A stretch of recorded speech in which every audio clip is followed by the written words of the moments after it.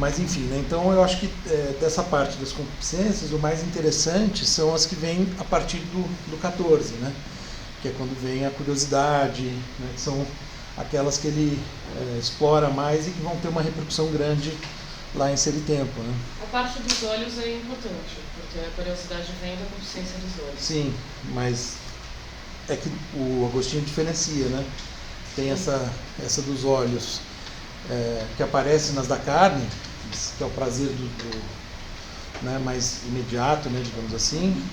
E de fato, ali tem uma parte em que ele fala um pouquinho dos artistas, né, da arte e tal, mas a curiosidade mesmo, ela vem a partir do 14, né?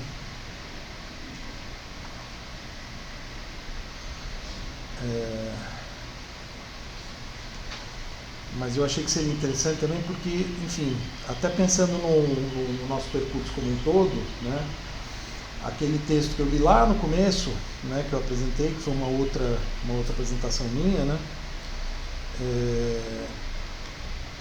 também dava um pouco essa perspectiva, digamos assim, mais geral, né, em que eu, de certo modo, na qual eu vejo, né, essa questão, né, por que estudar Agostinho, Heidegger lendo Agostinho, etc., etc.,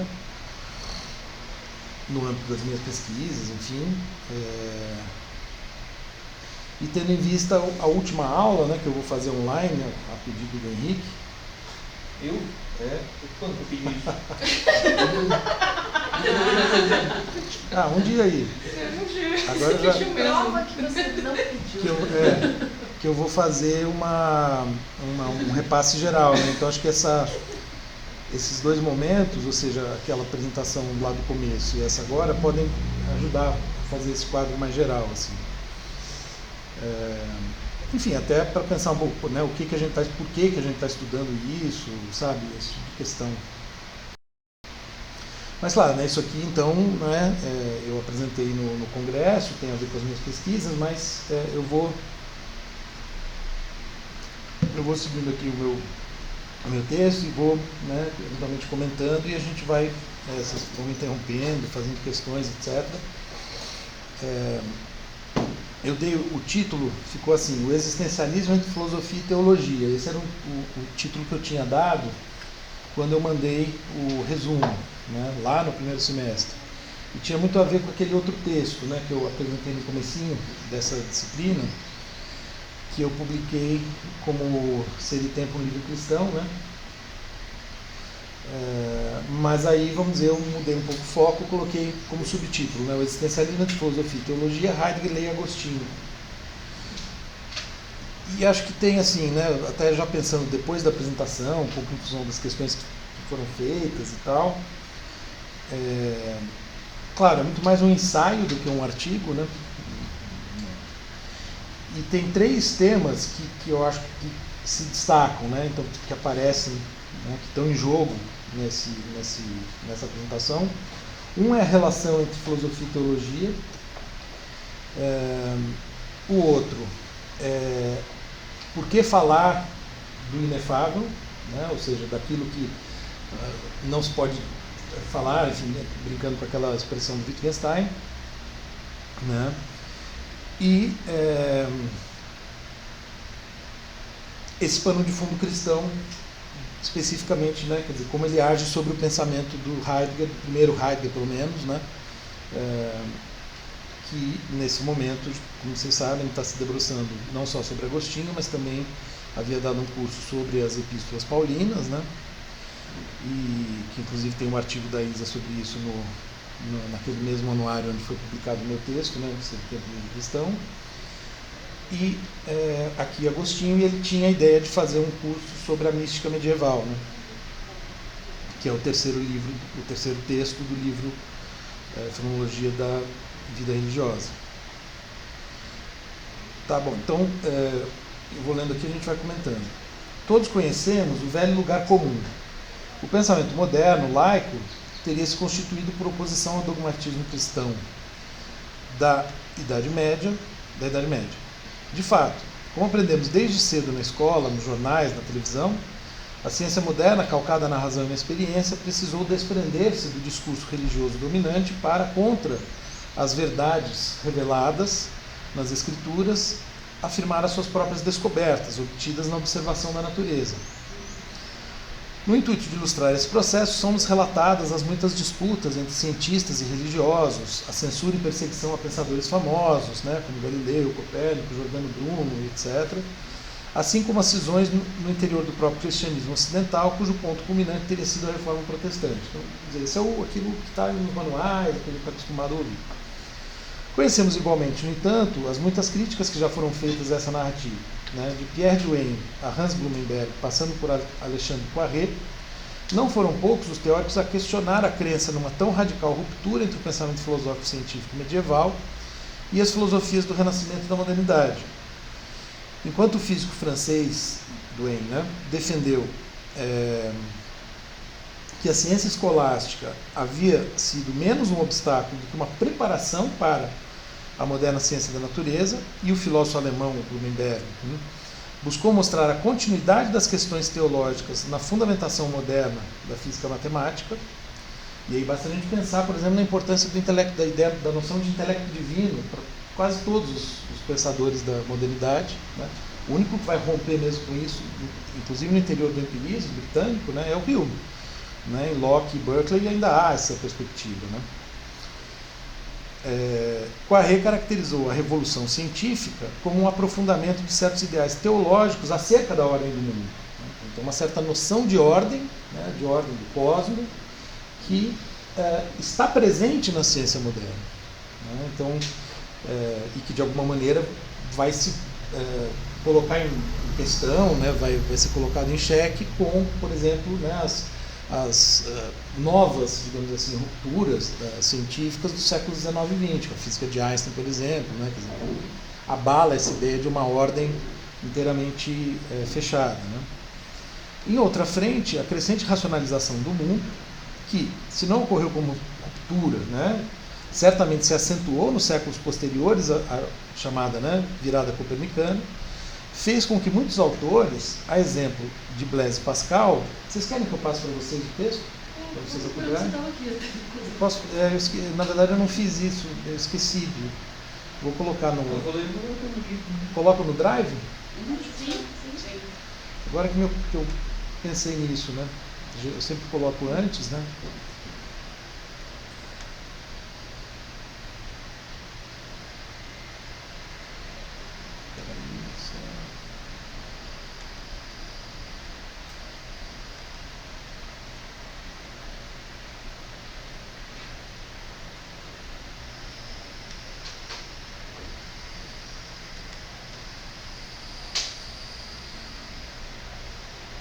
Vocês entram fácil na pasta? Então já está lá. Apresentação e encontro com a física. Eu estou no finalzinho da primeira página. Então, em outra frente, né, essa racionalização do mundo fez com que muitos autores, a exemplo de Blaise Pascal no século XVII, Mendelbrand na virada do XVIII para o XIX, se recusassem a aceitar a redução cientificista da vida à materialidade e à necessidade natural, a implicar que também nossas ações seriam, como qualquer outro fenômeno no mundo, ou no universo, né, o efeito inexorável de causas mecânicas. Né. Então, a gente comentou na aula da semana retrasada, né, desses físicos que aparecem na mídia ultimamente, né, defendendo um determinismo desse naipe. Assim, né. Compreende-se, aliás, que eles sejam comumente apontados, o Pascal e o Mendelbrand, né, por estudiosos do existencialismo, que é o caso do Emmanuel Mounier, que eu já citei, né, inclusive está na nossa pasta, antecessores imediatos dessa atitude filosófica que teria em Kierkegaard o seu efetivo inaugurador. Mas ao existencialismo voltaremos em seguida. Antes disso, gostaríamos de acrescentar no bojo deste panorama inicial uma breve consideração sobre o modo como nós mesmos, né, isso eu achei interessante de levar, né, justamente para um congresso, como nós mesmos, filósofos acadêmicos brasileiros, nos posicionamos quanto à relação entre filosofia e teologia, cuja contraposição, segundo acabamos de sugerir, enraiza-se não apenas na transição histórica do pensamento cristão medieval à modernidade científica, mas sobretudo no modo como a interpretamos, né, como a gente lê esse processo. Se é verdade, como defendem alguns, que a modernidade filosófica só chegou ao Brasil nos anos 30, 1930, com o desembarque da missão francesa na Universidade de São Paulo, seria interessante considerar se não acabamos por reproduzir com essa ideia, um tanto extemporânea, diga-se de passagem, aquela mesma luta antiteológica que se acreditava estar no DNA do pensamento moderno. Sabemos que havia inimigos bem específicos a combater, pois a nova filosofia acadêmica deveria instituir-se contra os jesuítas, de um lado, e contra os filósofos do direito, de outro, cujo verniz conservador, predominantemente, garantia razoável harmonia com o primeiro grupo. Tá? Isso é uma circunstância, foi até interessante porque eu apresentei na quinta e na quarta eu tinha acompanhado a mesa do Ivan Domingues, que é um professor, enfim, sênior e tal, que até vai ser eleito, nomeado, não sei exatamente como é que fala, professor emérito da UFMG, que ele é uma das grandes referências hoje em estudos, ele tem um livro que chama Filosofia no Brasil, assim, e ele fez um apanhado geral assim, do século XX. E a mesa também teve o Júlio Canhada falando da filosofia brasileira no século XIX e o Alfredo Storck falando sobre a filosofia brasileira na época colonial. Então foi interessante porque ficou os três períodos.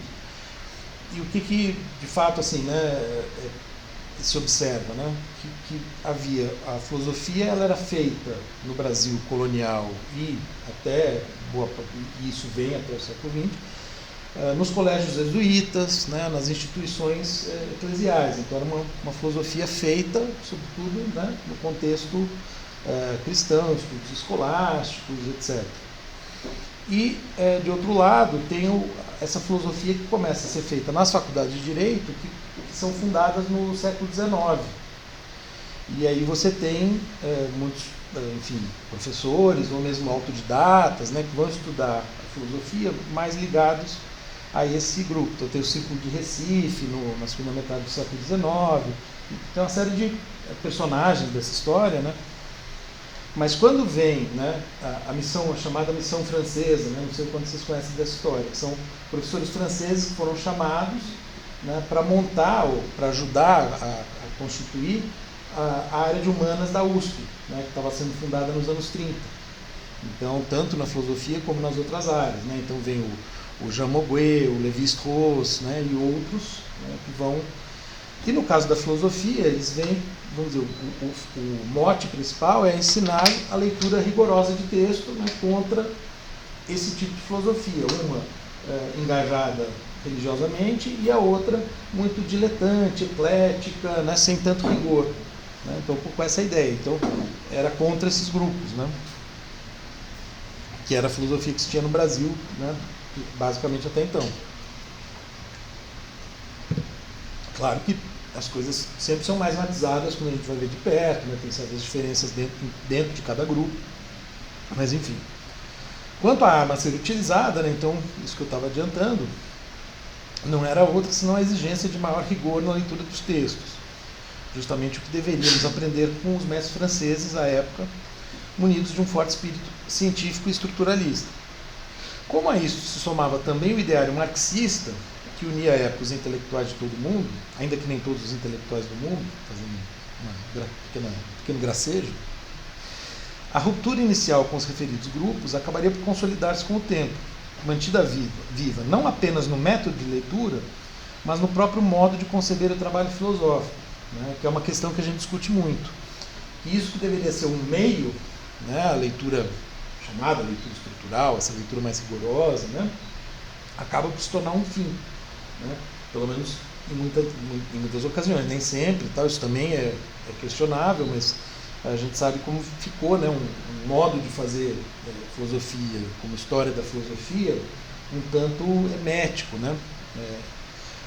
Em certo sentido, portanto, foi como se reeditássemos aqui na universidade, 5 séculos depois, o combate europeu entre a ciência empírico-racional e a filosofia teológica de inspiração cristã, com a mesma falta de continuidade ou diálogo que acreditávamos haver marcado tal disputa. É bem verdade que já tivemos também por aqui algumas vozes dissonantes. De Henrique Cláudio de Lima Vaz, que é um personagem importante da filosofia brasileira no século XX, mais conhecido como Padre Vaz, lá da Faculdade Jesuíta de Belo Horizonte, cujo diálogo com a filosofia acadêmica era intenso e eventualmente frutífero, E ele dialogava e tinha interlocução com todos os grupos, porque ele mesmo era jesuíta, né, então ele tinha, né, ele pertencia de algum modo a essa tradição. Ele tinha um forte diálogo com o grupo dos filósofos do direito, que na época era encabeçado pelo Miguel Reale, né, que fundou o Instituto Brasileiro de Filosofia, se não me engano, e também com o pessoal da academia, vamos dizer, que está ligado a essa matriz franco-uspiana, né, digamos assim. Não só na USP, mas talvez até mais em alguns outros departamentos, né? Mas enfim, então ele tem presença, né, nos três contextos, né? Então é um personagem importante. Então disso, né, dele, as recentes fenomenologias da experiência religiosa, que aliás vão muito além do cristianismo. Aqui eu penso, por exemplo, como exemplo, o Alexandre Marques Cabral, né, que usa o método fenomenológico, né, e usa o Heidegger, como ele mesmo diz, para além do Heidegger, contra o Heidegger, quer dizer, ele não está preocupado em fazer história da filosofia, né. A princípio ele estudou, por exemplo, o Heidegger e Bultmann, né, esse tema que eu já mencionei para vocês, que eu vou mencionar aqui, mas ele depois fez a fenomenologia. Ele tem um livro intitulado Fenomenologia da Experiência Mística, em que ele analisa o mestre Eckhart e o Zen budismo. E mais recentemente ele passou a investigar as religiões de matriz africana, né? Então ele expandiu esse. Tanto é que quando ele foi no meu happy hour, né, o título da fala dele era De Heidegger a Exu, (2), né, e aí tinha fenomenologia, alguma coisa assim. Para dar um exemplo, né? Então, e mesmo em geral, assim, pessoas que tentam fazer esse uso da fenomenologia aplicado, né? Que não é uma coisa limitada a simples interpretação de texto, né? Passando, né, pela reconstrução em tom irônico da própria história franco-uspiana, né, da filosofia brasileira, empreendida por Paulo Arantes, no departamento francês de Ultramar, né, que é um texto muito conhecido, pessoal da área, não sei se vocês já viram, enfim, já ouviram falar ou já leram, em que ele faz um pouco esse repasse da filosofia uspiana, fala da missão francesa, né, mas ele tem um tom irônico, né, um tom meio debochado, ele vai, enfim, portanto, desmistificando, né, um pouco a coisa. De outro uspiano dotado de autocrítica, aliás, aqui eu estou falando do Franklin Leopoldo Silva, ouvimos certa vez, né, em um artigo dele tem essa afirmação, que, cito, nossa filosofia pagou um preço alto por ter confundido disciplina acadêmica com neutralização da experiência religiosa. O que ecoa, de certo modo, as críticas de Lima Vaz à desistência da parte da filosofia acadêmica de qualquer diálogo com a teologia, né? Então, seria uma tendência, e aí eu até, né, comentei, basta olhar a programação, por exemplo, desse congresso, os congressos da Ampof, tem pouquíssimo, né, diálogo, pouquíssima presença desse tema, né? Acho que tinha a minha mesa e talvez uma outra num outro momento, mas é pouca, um congresso de muitas mesas, né? Em uma perspectiva bastante diversa, veríamos surgir uma paradoxal revalorização da dimensão espiritual nos chamados estudos decoloniais, né? Isso é uma coisa que eu achei interessante, isso também foi tematizado na mesa de filosofia brasileira, né? Não nessa direção, mas porque mesmo partindo de uma matriz crítica marxista, fortemente antirreligiosa a princípio, né? Ou sobretudo anticristã, seu esforço para dar voz ao pensamento presente em outras tradições culturais, africanas e ameríndias, por exemplo, terminou por conduzi-los a reconsiderar dimensões da vida humana negligenciadas pela filosofia ocidental, muito particularmente pela epistemologia empírico-racional, de que a Europa moderna havia se valido para justificar, em termos pretensamente científicos, a dominação colonialista dos demais povos, né? Então, ao se contrapor ao colonialismo, né, o decolonialismo acaba percebendo como nas outras culturas, portanto essas outras filosofias, né, tem uma dimensão espiritual importante em muitos casos, né? Então, por exemplo, as religiões de matriz africana, né, são valorizadas, estudadas, só para dar um exemplo, né? E mesmo em certas filosofias ameríndias, né, a presença desse elemento espiritual é muito forte. Para quem de tais dissonâncias, porém, e da cautela que ela nos sugere em adotar quanto às relações entre nossa área e a teologia, Ainda parece predominar na filosofia acadêmica brasileira, seja por força do hábito, seja por convicção dogmática, a recusa de qualquer diálogo e o franco desprezo pela dimensão religiosa ou espiritual da existência humana. Ainda que se pudesse atribuir essa ausência de intercâmbio ao tradicional isolamento da área, devido a essa formação estruturalista, enfim, né, a situação se inverte por completo quando se trata, por exemplo, de dialogar com as artes ou as ciências, quer sejam as ciências naturais ou humanas. Mesmo que não trabalhem diretamente nessas intersecções, as levam muito a sério, né? Então, a área de estética, a área de filosofia da ciência, são áreas extremamente fortes. Ao mesmo passo em que desdenha de qualquer aproximação com a teologia ou a religiosidade. Pois bem, é justamente aí, né, então, como já terão notado, que encontram motivação em as recentes pesquisas, cujos resultados começam a vir a público. Né? Então, esse texto que eu publiquei, esse aqui, né, que eu também espero publicar, venho buscando adentrar e explorar essa, digamos, região de fronteira, né, entre, digamos, né, mundo sensível e mundo inteligível, mundo terreno, mundo celeste, para falar metaforicamente, ou o mundo descrito pelas ciências empíricas e o mundo não abarcado pelas ciências empíricas. Ou ainda, entre o mundo das experiências para as quais encontramos palavras diretas, vamos assim, né, precisas, em alguma medida, que é certamente questionável, inclusive no contexto do Wittgenstein, né, e o mundo das experiências que não logramos exprimir, isto é, o mundo do inexprimível, do inefável ou do indizível em linguagem discursiva. Né? Aqui eu puxei uma notinha que está incompleta, né?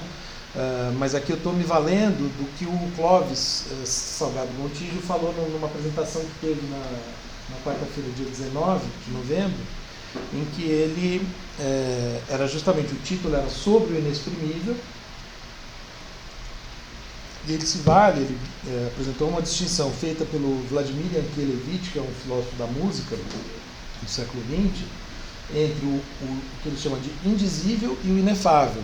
Né? O inefável seria aquilo que, de alguma maneira, aquilo de que nós temos alguma experiência, digamos assim, e que, na verdade, nós podemos dizer de várias maneiras e isso nunca vai acabar.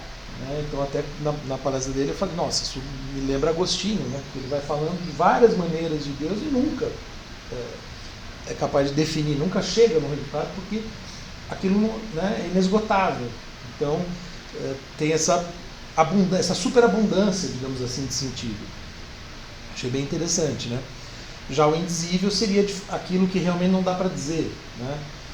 Então, no caso do Yankelevich fala da experiência da própria morte. É interessante que dialoga, né, com esse tema. O Heidegger tenta tematizar isso, né, mas não é que em nenhum momento ele tematiza a experiência, né, no sentido de descrevê-la, porque nós não temos, nós não podemos, né? Porque quando a gente tiver essa experiência já não estaremos aqui, né? Se é que ainda estaremos em algum lugar, né? Enfim. Então aí realmente é indizível, mas seria importante, né, fazer essa diferenciação justamente para destacar uma dimensão que é uma terceira dimensão em relação àquilo que, por exemplo, né, na célebre frase do Wittgenstein, sobre o que não se pode falar deve se calar. Ali parece que só tem duas possibilidades, o dizível e o indizível. Né? Ora, mas justamente tem um terceiro domínio, que seria o inefável, que pode ser dito de várias maneiras, pela religião, pela arte, enfim, de várias formas. Né?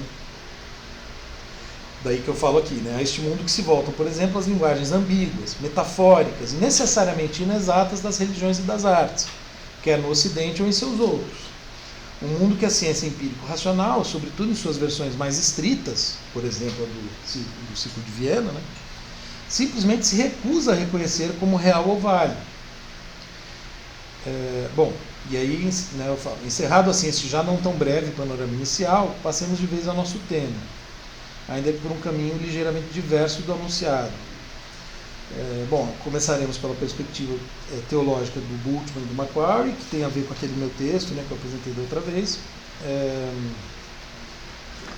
recorrendo a ser tempo para interpretar o Novo Testamento, parará, e dela extrairemos nosso rumo, mas seremos conduzidos por este, na sequência, a leitura que o próprio Heidegger faz de Agostinho, em um curso de 1921, né, que é justamente o que nós estamos lendo. Para, através dele, fazer, né, colocar alguns elementos dessa reflexão existencial, né, que eu estou propondo aqui. Se vocês quiserem me interromper e fazer questões, tá? Por favor. Bom, aí eu começo me referindo a esse outro texto, né? Um texto que publiquei recentemente, procurei mostrar como o pano de fundo da formação cristã de Heidegger teria sido decisivo para o desenvolvimento do projeto filosófico, afinal apresentado na célebre obra de 1927. Tomando como ponto de partida a leitura de John McDowell, para quem a filosofia de Heidegger, do início ao fim, é uma incansável meditação acerca da questão de Deus, reformulada, claro, né, como questão do ser. Sim, isso que o Heidegger chama de questão do ser, segundo McDowell, não deixa de ser, né, a questão de Deus.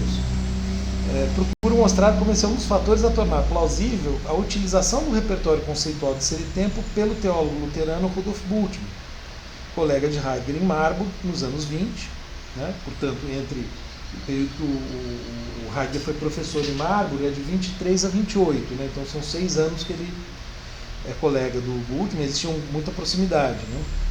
E depois são interlocutores, têm correspondências, etc., ao longo da vida. Para tanto, recorro à discussão proposta pelo teólogo escocês John Macquarie, né? Enfim, que é o mais conhecido entre os escolas heideggerianos por sua tradução de Ser e Tempo para o inglês, em parceria com Edward Robinson, né? Que é um texto, a tradução de 1962, foi a primeira tradução para o inglês, e que é considerada por muitos a melhor, né? Por exemplo, o Hubert Dreyfus, né, sempre recomendava que se lesse essa tradução. Mas, no caso, a discussão proposta por ele na tese de doutoramento que defendeu em 54, na Universidade de Glasgow, publicando em 55, com o prefácio do próprio Bultmann, sob o título, né, uma teologia existencialista, uma comparação de Heidegger e Bultmann. A obra é interessante porque, escrita alguns anos após a publicação da Teologia do Novo Testamento de Bultmann, né, que é o livro onde ele, vamos dizer, talvez a principal obra dele, depois tem uma segunda parte que ele vai acrescentar, né, mas, enfim, e tem vários teólogos que têm esse mesmo título, né, Teologia do Novo Testamento, que é uma interpretação, né, enfim, do Novo Testamento, que ele faz usando as ferramentas conceituais do Ser e Tempo, né? E isso teve impacto, né? Críticas, né? Teve uma repercussão, enfim. Então, e foi publicado em 46. Então, alguns anos depois, né, o Macquarie defende o colega alemão das duras críticas que vinha sofrendo de teólogos proeminentes, como, por exemplo, Karl Barth, né, e cita outros, que considerava absurda a proposta de usar uma filosofia assumidamente laica para reinterpretar as escrituras, entre outras, né, críticas que ele fazia. Começando por relembrar os célebres casos de Agostinho e Tomás, que recorrem à filosofia grega para sustentar racionalmente a cosmovisão cristã, que é uma coisa que o Heidegger, no começo, né, ele problematiza um pouco, né, até que ponto está havendo, né, em Agostinho, uma helenização do cristianismo. Não estará havendo antes uma cristianização da filosofia grega? Não sei se você se lembra dessa passagem, né? Então ele justamente discute um pouco o que acontece, né, quando se junta Agostinho e o neoplatonismo, né? Mas é um dos casos célebres na história da filosofia, em que você tem né, vamos dizer, essa fusão de horizontes, para usar uma expressão do Gadamer, né?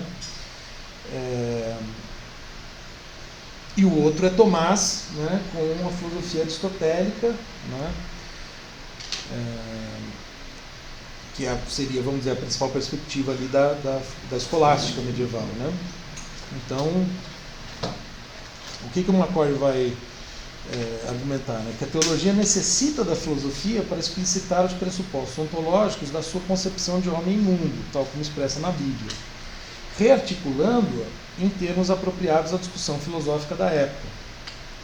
Essa convicção, afirma Macquarie, seria compartilhada também por Paul Tillich, que é um outro teólogo alemão importante do século XX, né, dos maiores também, que ele cita no começo do seu livro. E achei interessante, né, colocar essa citação aqui. Ele fala o seguinte: ao lidar com nossa mais crucial preocupação, a teologia pressupõe em cada sentença a estrutura do ser, suas categorias, leis e conceitos. Assim, a teologia não pode escapar da questão do ser com mais facilidade do que a filosofia. A tentativa do biblicismo de evitar termos ontológicos não bíblicos está fadada ao fracasso, assim como as tentativas correspondentes na filosofia. Então vejam, né, eu estou tentando mostrar como haveria um vínculo, né, um diálogo entre essas duas áreas, né, necessário. A própria Bíblia sempre utiliza categorias e conceitos que descrevem a estrutura da experiência. Em cada página de qualquer texto religioso ou teológico, esses conceitos aparecem. 2 pontos. Tempo, espaço, causa, coisa, sujeito, natureza, movimento, liberdade, necessidade, vida, valor, conhecimento, experiência, ser e não ser. O biblicismo pode tentar preservar o sentido popular desses termos, mas nesse caso deixa de ser teologia, deixa de ser um estudo, né, propriamente do conteúdo da fé, né, digamos assim. Por isso, o teólogo sistemático deve ser um filósofo, se não em poder criativo, ao menos em termos de compreensão crítica, ou seja, compreensão dos próprios pressupostos, né? Esse é o ponto. Então, se o filósofo deve ser teólogo, cabe perguntar-se então, como faz Macquarie, que tipo de filósofo ele deve ser, ou por outra, que tipo de filosofia deve adotar quando busca desenvolver tal compreensão crítica de seus pressupostos ontológicos. E a resposta a essa pergunta, segundo o nosso autor, está no existencialismo, sobretudo se por ele entendermos não apenas a moderna corrente de pensamento, cuja paternidade se costuma atribuir a Kierkegaard, no século XIX. Na verdade, aqui faltou um complemento, né? Não apenas, mas, né? Enfim, aqui eu preciso corrigir. Recorrendo desta vez à já mencionada obra de Emmanuel Mounier, Introdução ao Existencialismo, Macquarie acompanha o filósofo francês na tentativa de retraçar os motivos existenciais do pensamento até a antiguidade, passando inclusive por Paulo, o mais filosófico dos apóstolos, e voltando ao presente num caminho que passa por autores como, entre outros, Agostinho, Eckhart, Lutero e Pascal, né? E tem um momento também no começo do texto do Heidegger, né, que ele faz um pouco esse fio, né? Ele não menciona o Pascal, mas menciona Agostinho, a mística, e Lutero, enfim. Teríamos assim uma espécie de fio invisível, que isso tem a ver com aquela coisa que eu, né, coloquei, até apresentei para vocês, que eu tinha feito na minha disciplina anterior, né? Eclipsado pelo fio dominante da civilização ocidental, marcado pela compreensão empírico-racional do mundo e firmemente esticado entre Aristóteles numa ponta, Platão e Aristóteles, mas talvez, né, Aristóteles de maneira mais forte, e as diferentes formas de positivismo na outra, com sólidos pontos de sustentação na escolástica e no empirismo racionalista da modernidade, né? E aí eu acho interessante também pensar, né, pelo menos, né, nessa perspectiva, porque a gente costuma pensar na filosofia moderna, né, como se houvesse um abismo entre o racionalismo e o empirismo, né? A gente apresenta como duas coisas inteiramente diversas. Mas, na verdade, né, são como que duas faces de um mesmo projeto de compreensão científica do mundo, né, que se dá com base na experiência e na razão, né? Daí que o Kant possa, né, segundo também, né, uma visão um tanto caricatural, mas em alguma medida válida, conciliar as duas perspectivas, né, numa espécie de síntese, para falar, né, em termos hegelianos. Então, enquanto nesta última linhagem, ou seja, esse fio, né, da compreensão empírico-racional, o ser humano tende a ser considerado um objeto como qualquer outro, esse é o ponto, parte de uma natureza universal essencialmente homogênea, tá? Daí a possibilidade, por exemplo, de falar, as ações humanas, o comportamento humano, ele é tão determinado quanto qualquer outro evento do mundo, né? E até hoje tem muita gente que pensa assim, como a gente estava discutindo, né, recentemente. Na outra, quer dizer, nesse fio invisível, né, dos, entre aspas, existencialistas, haveria uma diferença fundamental entre ele, quer dizer, o ser humano, e os demais seres do mundo, ancorada em uma especificidade tanto atitudinal como ontológica, né? Ou seja, tanto do ponto de vista de como nós estamos situados no mundo, é isso que eu quero dizer, né, com atitudinal, que é uma coisa que, inclusive, o Heidegger insiste muito na leitura do Agostinho, né, essa questão da atitude, do como, né, e também ontológica, né, porque justamente é uma compreensão do mundo, né, que atribui ao ser humano um lugar específico, né. Nos termos de Macquarie, já sinalizando o modo como essa diferença apareceria na filosofia heideggeriana, cito, um tipo de pensamento que enfatiza a diferença entre o ser individual do homem, existentes, ou Dasein, né, e o ser dos objetos da natureza, Vorhandenheit. E aí tem também o Zuhandenheit, né, como a gente sabe, que se prestam, estes sim, à generalização e à classificação, né, afirmando, né, a primazia do primeiro, ou seja, do ser humano, do Dasein, né, em relação aos últimos. é justamente isso, com efeito, o que lhe permite afirmar a fundamental afinidade entre a filosofia existencial e a compreensão presente, de ser presente de maneira ora mais, ora menos implícita, na cosmovisão do Novo Testamento, uma afinidade que se torna evidente se considerados os temas condutores dessas duas perspectivas, né? E aí eu cito, né, o Macquarie dizendo o seguinte: entre os temas centrais, né, que ele tinha colocado na frase anterior, entre os temas centrais do ensinamento bíblico, vale citar a responsabilidade individual perante Deus, a queda do homem de seu verdadeiro destino, passando a ocupar-se da mera criatura, a consciência da culpa, o chamado à decisão, a fugacidade da existência temporal e, por fim, a sua terminação pela morte. Ora, esses temas coincidem de maneira notável com os temas centrais da filosofia existencialista. E todos esses temas a gente viu, né, nas confissões. Temas da filosofia existencialista, ou seja, a responsabilidade do indivíduo face à possibilidade de ser ele mesmo, ou perder-se de si. A queda, ou no Heidegger, Verfallen, né? A culpabilidade, a resolução, a temporalidade, a morte. Tais são algumas das estruturas constitutivas do ser humano segundo a análise de filósofos como Heidegger. E seria muito estranho que os autores bíblicos e os filósofos existencialistas concentrassem sua atenção nas mesmas características da vida humana, tantas vezes negligenciadas na história da filosofia, notadamente por aquelas filosofias que eu coloquei no outro fio, né? Se não houvesse entre eles uma significativa proximidade no modo como compreendem o ser do homem. Está claro que assumimos aqui com Bultmann e Macquarie o caráter existencialista do pensamento heideggeriano, algo que o próprio filósofo, sempre tão avesso aos rótulos, recusa-se a assumir peremptoriamente, né? Mas essa é uma circunstância praticamente incontornável quando se trata de tematizar o existencialismo, já que, a exemplo de Heidegger, quase nenhum dos autores usualmente incluídos nessa corrente de pensamento se admite a ela afiliado, né? Mas o que importa nessa perspectiva são os traços a aproximar, né, o que permitem aproximar determinados autores, quer filósofos, escritores, né, como Camus, por exemplo, né, que é um nome sempre lembrado, ou teólogos, permitindo assinalar sua contraposição a outros grupos com características diversas. No caso, interessa-nos, sobretudo, encontrar os elementos que, no âmbito do pensamento existencial, apontam para um fluxo afetivo intelectual de dupla via, né, quer dizer, aqui eu estou pensando justamente não simplesmente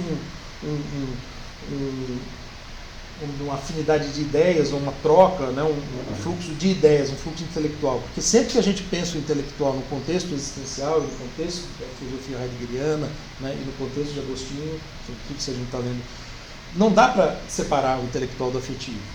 Né? A Befindlichkeit, né, que é a disposição, né, que alguns traduzem por disposição afetiva, a Irene traduz por afetividade, né? Enfim, então, um fluxo afetivo intelectual de dupla via, por assim dizer, entre os campos da teologia e da filosofia, tendo em vista sua referência comum, a ontologia fundamental, onde radica originariamente a busca humana pela compreensão da realidade. E aqui valeria, talvez, para o nosso propósito, grifar o busca, né?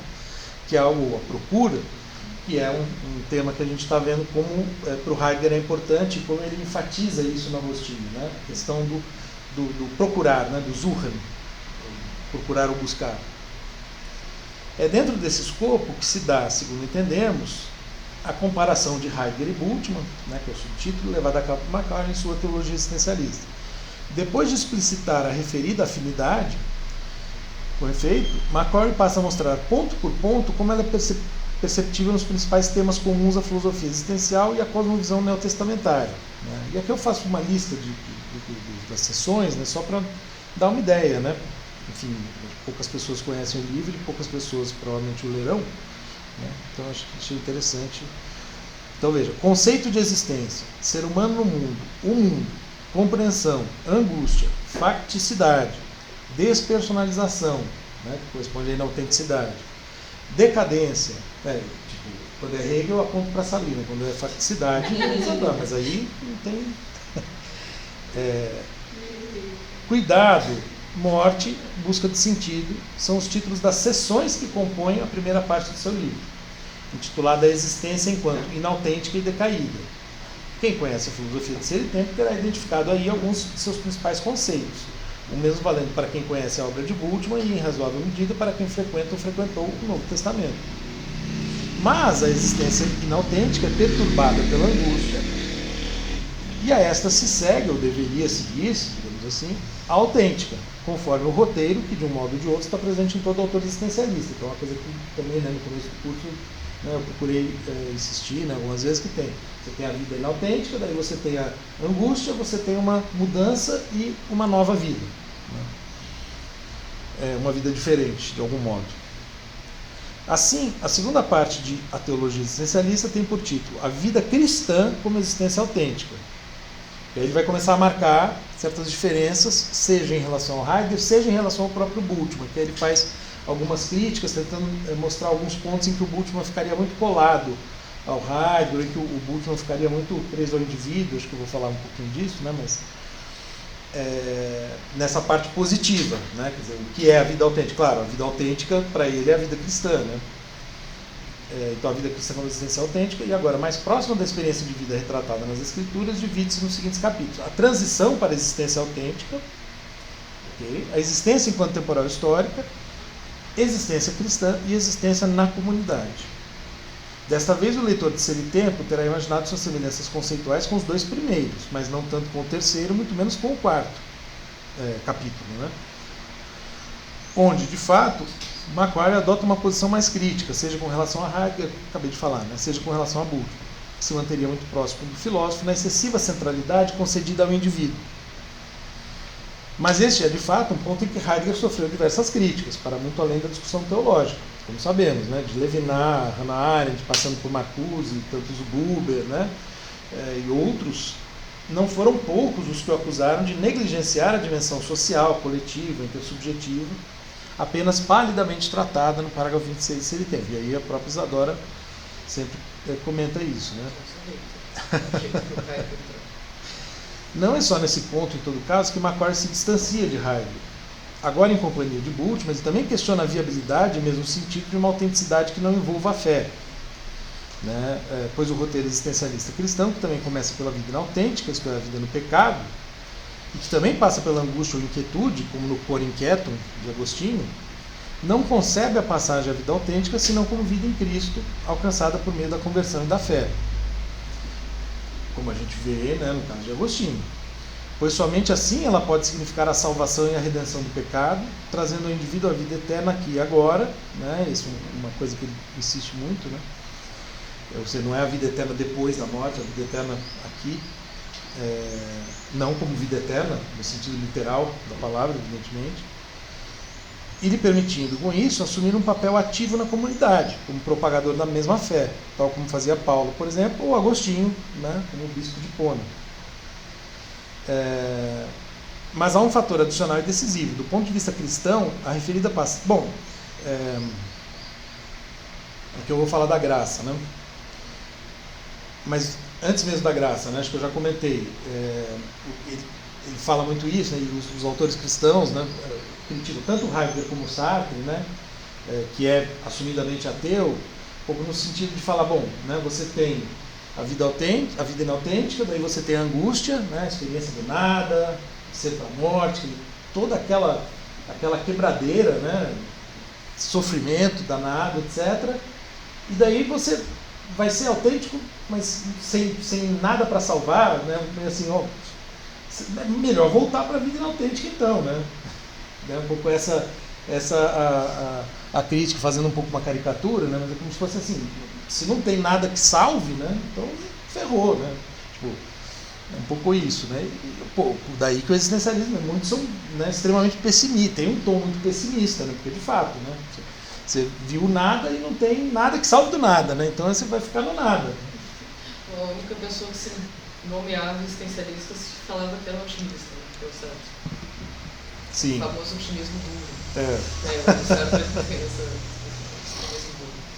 e ele vai, Eu entendo ele, porque a liberdade, então, Sim. de certa forma é otimismo, no sentido de você, enfim, não tem algo cataclístico. Você faz, está aberto, os caminhos estão abertos. Sim. Mas é duro, porque não tem nada, é isso, você pode morrer a qualquer momento, e não tem nada que salve. Sim. Não, claro, eu também tendo a ver dessa maneira, né? Só fazendo um pouco a caricatura, porque do ponto de vista de um cristão, né, isso é o inferno na Terra, em vez de ser a vida eterna, é o contrário, né? Mas aí tem a questão da graça também que eu coloco aqui, né, que o indivíduo humano, dada a sua fragilidade, ele não conseguiria ele mesmo realizar a transição plena para essa vida autêntica, né?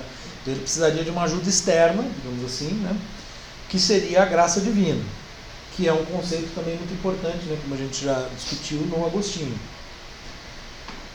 Sem a graça não tem salvação. Daí entra aquela discussão que a gente já teve também. Bom, então só quem Deus escolhe e tal, né? Bom, comentando o chamado da consciência, esta curiosa noção, né, o Ruf des Gewissens, né, o chamado da consciência, esta curiosa noção apresentada por Heidegger na segunda parte desse tempo, McCord diz o seguinte, aí isso é para ilustrar, né, essa perspectiva mais crítica. Aqui, e também a questão da zona de fronteira, né? Aqui pela segunda vez observamos a analítica existencial de Heidegger, a primeira é na angústia. Aqui pela segunda vez observamos a analítica existencial de Heidegger aproximar-se das fronteiras mesmas da religião. Sua profunda compreensão da decadência, fallenness, né, ele traduz assim o Verfallen, né, que aqui, né, pode ser decadência e tal, do homem e da impotência humana, de tal modo que responsabilidade já implica culpa, né, de fato, é outra noção que aparece se ele tem Schuld, né, culpa, débito, né, como assim, né? São elementos de seu pensamento que parecem exigir para a sua completude uma doutrina de Deus. Segundo a própria concepção que Heidegger tem do ser humano, parece-me que o homem não pode erguer-se a si mesmo e que o seu ser autêntico só pode ser restaurado, se é que o pode, a partir de algo externo a ele. Mas Heidegger novamente não atravessa a fronteira depois de alcançá-la, voltando-se em vez disso a essa teoria pouco convincente da consciência como tendo uma função de ponte capaz de transpor o abismo que vai da decadência à autenticidade. E a noção, de fato, né, quando o Heidegger fala, olha, um dos elementos fundamentais para a transição, né, para uma vida autêntica é o que ele chama de chamado da consciência. E ele, quando ele vai discutir, né, o que é isso, ele fala, quem chama? É o próprio Dasein que chama o Dasein. Né? Então, se vocês pensarem como a gente viu Agostinho, quer dizer, quem está chamando, né, de alguma maneira é Deus. Né? Então, vamos dizer, ele tirou dentro, como se fosse dentro, né, a consciência chamando, o Dasein chamando a si mesmo. Né? Enfim, daí ele está falando, bom, né, parece uma coisa meio estranha, né? Como é que isso serviria de ponte? Né? Parece um pouco solipsista, né? Enfim. A exemplo do que havia dito a propósito da angústia, né? Então, da outra vez que Heidegger teria chegado ao limiar às fronteiras da religião, McCord tenta mostrar, a partir do próprio vocabulário heideggeriano, quanto a sua noção de um chamado da consciência, tal como formulado em Sertão, estaria próxima da ideia neotestamentária de um chamamento divino à vida em Cristo, que por seu turno se deixaria complementado pela graça de Deus, ou seja, mais ou menos o que a gente vê em Agostinho. Né? Só que o Heidegger está interpretando Agostinho de uma certa maneira. Então, não é o que eu digo agora, não há nada de fortuito, porém, no fato de Heidegger não ter mesmo ultrapassado tais fronteiras. Segundo sabemos hoje, ele vinha procurando demarcá-las com rigor desde o início dos anos 20, quando formularam o seu princípio do ateísmo metodológico, né, que eu já mencionei. Operando algum tempo nessa zona fronteiriça, então, né, tal como eu estou chamando, nessa zona entre filosofia e religião, entre filosofia e teologia, ele buscava justamente compreender o que acontece na experiência religiosa, né, ou isso que parece ser uma experiência religiosa, digamos assim, sem apoiar-se nos dogmas da doutrina cristã ou de qualquer outra religião. Uma vez que, se o fizesse, já não estaria no domínio da filosofia, mas sim do outro lado de tal fronteira. Né? Então, a crítica do McCord é o Heidegger tinha que ter ultrapassado a fronteira, mas ele claramente não quer ultrapassar essa fronteira. Né? O que não significa que chegar a ela e operar nessa zona fronteiriça não seja interessante. É um pouco essa a ideia. E eu acho que essa tensão, né, essa tentativa de falar sobre isso, né, sobre essa experiência religiosa, digamos assim, sem passar a fronteira, já está muito presente aqui na leitura que ele faz de Agostinho. Né, porque ele está tentando interpretar, mesmo Deus, né, e outras noções, tirando esse conteúdo, né, positivo religioso. E claro, em alguma medida tentando mostrar que isso está acontecendo no próprio Agostinho, mas em outros momentos, né, falando, não, realmente aqui o Agostinho está, né, simplesmente seguindo a doutrina, né? Não sei, né, se para vocês isso tem ficado claro nas leituras anteriores, né? O Heidegger está tentando ler o Agostinho, mas está tentando ler o Agostinho sem essa... E está se colocando os problemas, né? Aquela nota, né, que eu citei na última aula, antes, né, enfim, na semana retrasada, que é Deus, né, travessão, poder, interrogação, mundo, interrogação, né? Quer dizer, ele está tentando entender, né, tentando dar um sentido, né, para isso que Agostinho está chamando de Deus, e portanto isso que a religião chama de Deus, que não seja propriamente Deus, né? Então acho que tem um esforço justamente nessa zona fronteiriça de não passar para a fronteira dogmática, não passar para o lado, né, da religião positiva. Também é certo, no entanto, que ele poderia... também é certo, no entanto, que ele não poderia compreender a experiência religiosa filosoficamente, nos marcos de uma analítica existencial do ser humano, ou seja, aí, se, não tivesse tido ele mesmo essa experiência, ou digamos, né, acrescentando que não está no texto, né, não tivesse, que ele teve, né, mas digamos, alguém que não teve, mas que vê essa experiência, né, que tem conhecimento de pessoas que têm essa experiência, enfim, né, não estou dizendo que necessariamente a pessoa tem que ter sido religiosa para poder entender, mas, então se ele não tivesse tido bastante ele mesmo, isso é uma coisa que o MacDowell enfatiza, né?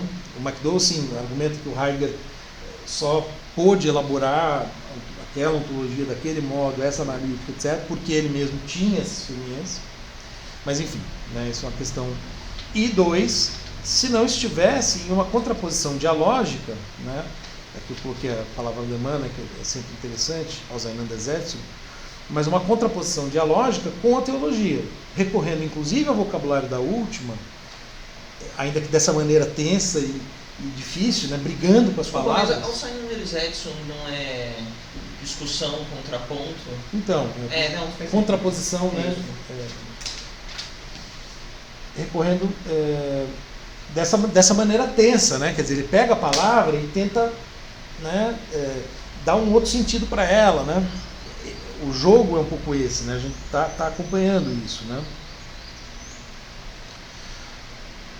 Ou trabalhando no âmbito de um vocabulário comum, né? Daí que o diálogo também seja tão frutífero para quem está do outro lado da fronteira, como Bultmann e Macquarrie, e permita aproveitar ali as luzes emitidas do lado filosófico, para brincar aqui com a noção de luzes, né? As luzes da razão, etc, etc, né? Pouco antes de fazer a crítica acima ao Ruf des Gewissens, na mesma sessão sobre a consciência, Macquarrie havia enfatizado os aspectos positivos da explicação heideggeriana. Aqui é um pouco longa essa citação, mas enfim, que ele está tentando mostrar, vamos dizer, aspectos em que aquilo que o Heidegger está dizendo da consciência bateria, né, com o modo como o cristianismo vê a consciência. Então ele está dizendo, olha, aqui ele mandou bem, ali ele não mandou tão bem, né?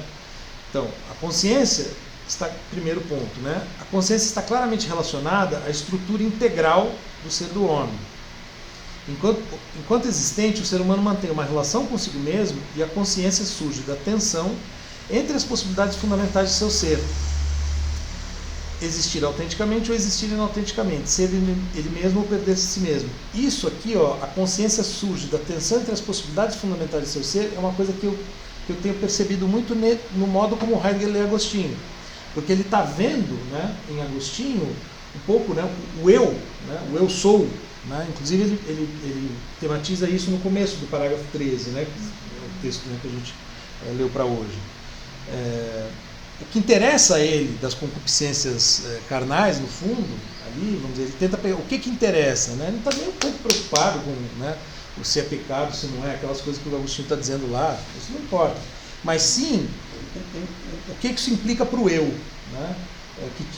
Que resultado isso tem, né?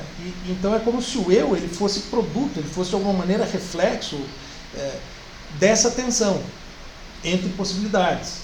Então, quando ele fala, né, no caso daquela questão do sonho, né, então o Agostinho se pergunta, né, mas ali era eu ou era outro? né? Isso ele fala nesse parágrafo de hoje. Então, era eu ou era outro?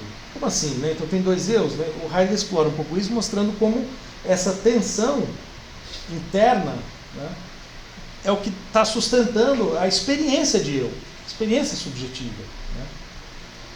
Né? Se não houvesse essa tensão, né, é como se não haveria esse eu sou. 2. A consciência é um modo de desvelamento que envolve elementos tanto cognitivos quanto afetivos. Né? Isso também aparece demais, né, em Agostinho. A gente viu o tempo todo, né? Inclusive quando ele fala da memória.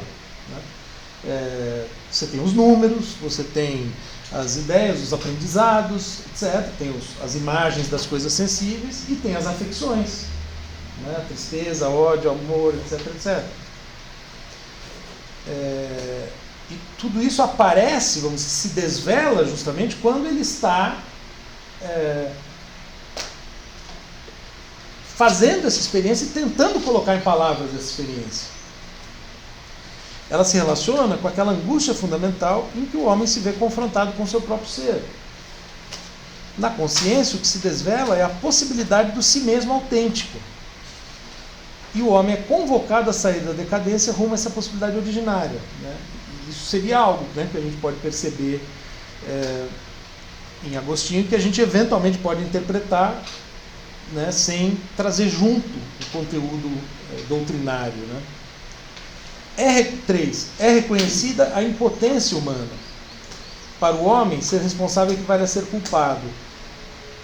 Ele é livre, mas não é senhor da sua liberdade. E antes de qualquer ato culposo, já é culpado porque assumiu uma responsabilidade com que não pode arcar.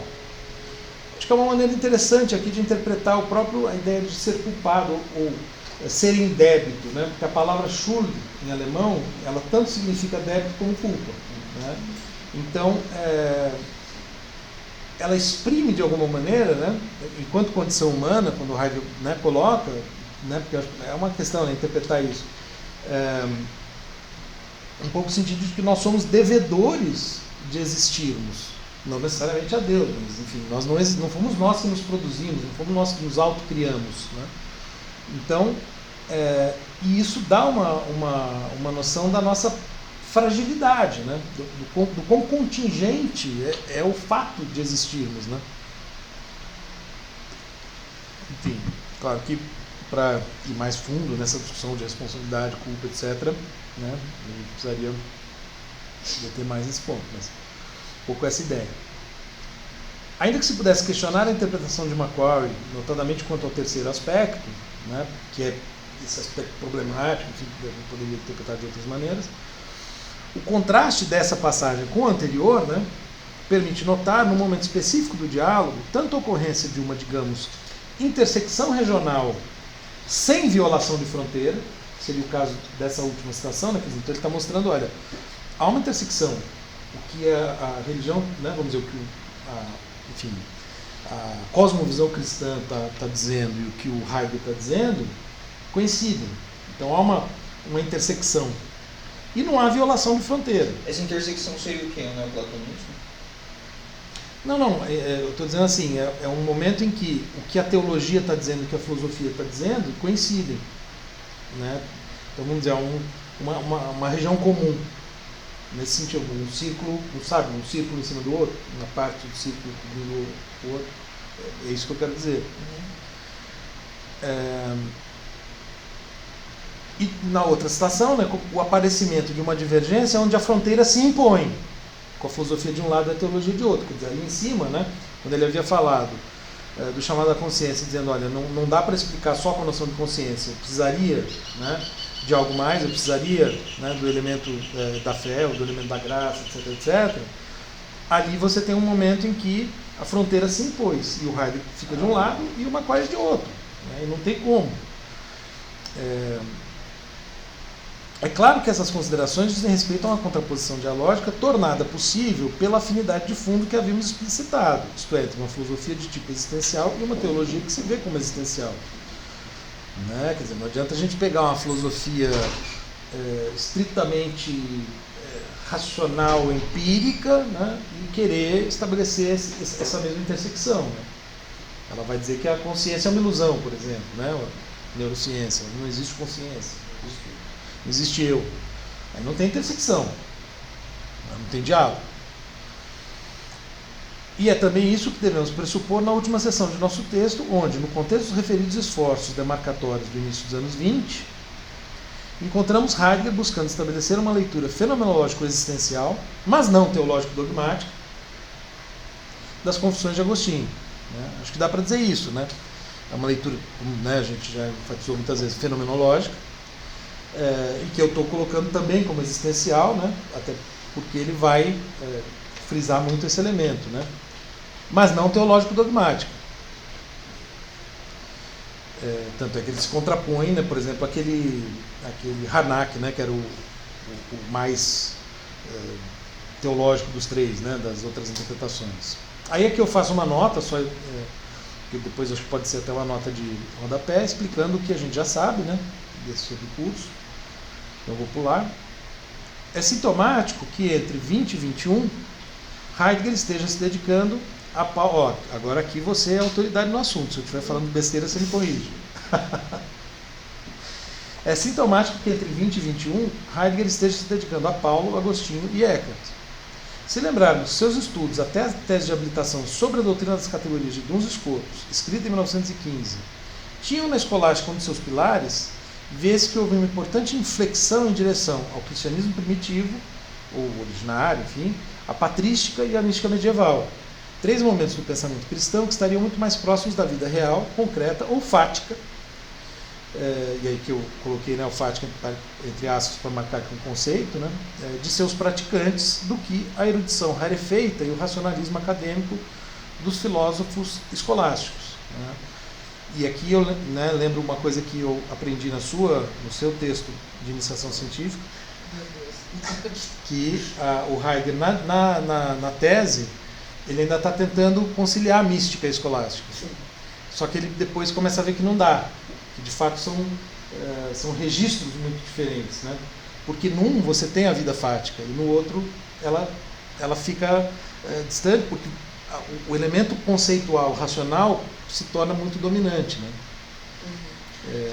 Eu não sei, né? Porque depois ele vai falar de Tomás de Aquino, mas fica sem entender o que o jovem Heidegger pensava de Tomás. Sim, ele vai falar quando, você diz? Em 23, ele tem uma frase esquisitíssima, que é tipo, Lúcio me abriu os olhos, Kierkegaard me levou a mão, São Tomás de Aquino não estava lá. Tá. Aristóteles, enfim. Bom, ele mas vai para Aristóteles, não consigo retirar, né? Muita coisa, né, disso, assim, não sei o que é meio enigmática, né? O que mais a gente tem registro é ele descartando a escolástica. Sim. E o Tomás de Aquino como um dos maiores representantes dessa vertente de pensamento que a filosofia tem, né? A gente vê que o pensamento dele seria realmente jogado para o lado do jovem Heidegger. Que talvez aí ele esteja fazendo um balanço geral, né? Porque ele está falando do Russell, que ele também deixa de lado. Né? Então, deixa de lado, enfim. Né? Mas tem esse movimento, né, ali no... E outra coisa, né? Que eu coloco aqui, acrescente a isso a presença ao fundo de Lutero e Kierkegaard, que Heidegger havia descoberto, né? Havia explorado durante os anos da Grande Guerra. E tem-se um panorama mais completo da atmosfera intelectual afetiva, e aqui de propósito de novo eu coloco intelectual afetiva, em que ele se encontrava quando foi às Confissões em 1921, né? Tanto é que o Kierkegaard aparece muito, né, aqui. O Kierkegaard na leitura de Agostinho, né? Ele é meio Agostinho, a esteira do Kierkegaard nesse texto. Não sei se conhece Doença para a Morte. Doença para a Morte. Ele tem uma tradução mais antiga para o português como Desespero Humano. Né? Nossa. Que eu acho que tinham traduzido assim para o francês. Tem uma explicação para isso. Mas a última tradução, que é do Jonas Roos, é Doença para a Morte. É Doença para a Morte. Que é realmente o título. Que é o título, parece que é o mais fiel, né? Olha o título do negócio. Mas enfim, né, o Kierkegaard está muito presente aqui, né? Nesse texto nosso, né? Assim, compreende-se também que ele comece o curso falando das três interpretações agostinianas contra as quais instituirá a sua própria. Três modos de ler o grande mestre do Ocidente, estou emprestando uma expressão do Etienne Gilson, né, que ele fala assim, né, o grande mestre do Ocidente, 3 modos de ler o grande mestre do Ocidente que têm em comum o inscrevê-lo em um quadro histórico amplo e de caráter explícito ou implicitamente teleológico, no interior do qual ele se tornaria um objeto, não, aquilo que o Heidegger fala quando faz o balanço, né, das 3, isso, agora eu já estou entrando no que a gente leu, né? Um objeto entre outros.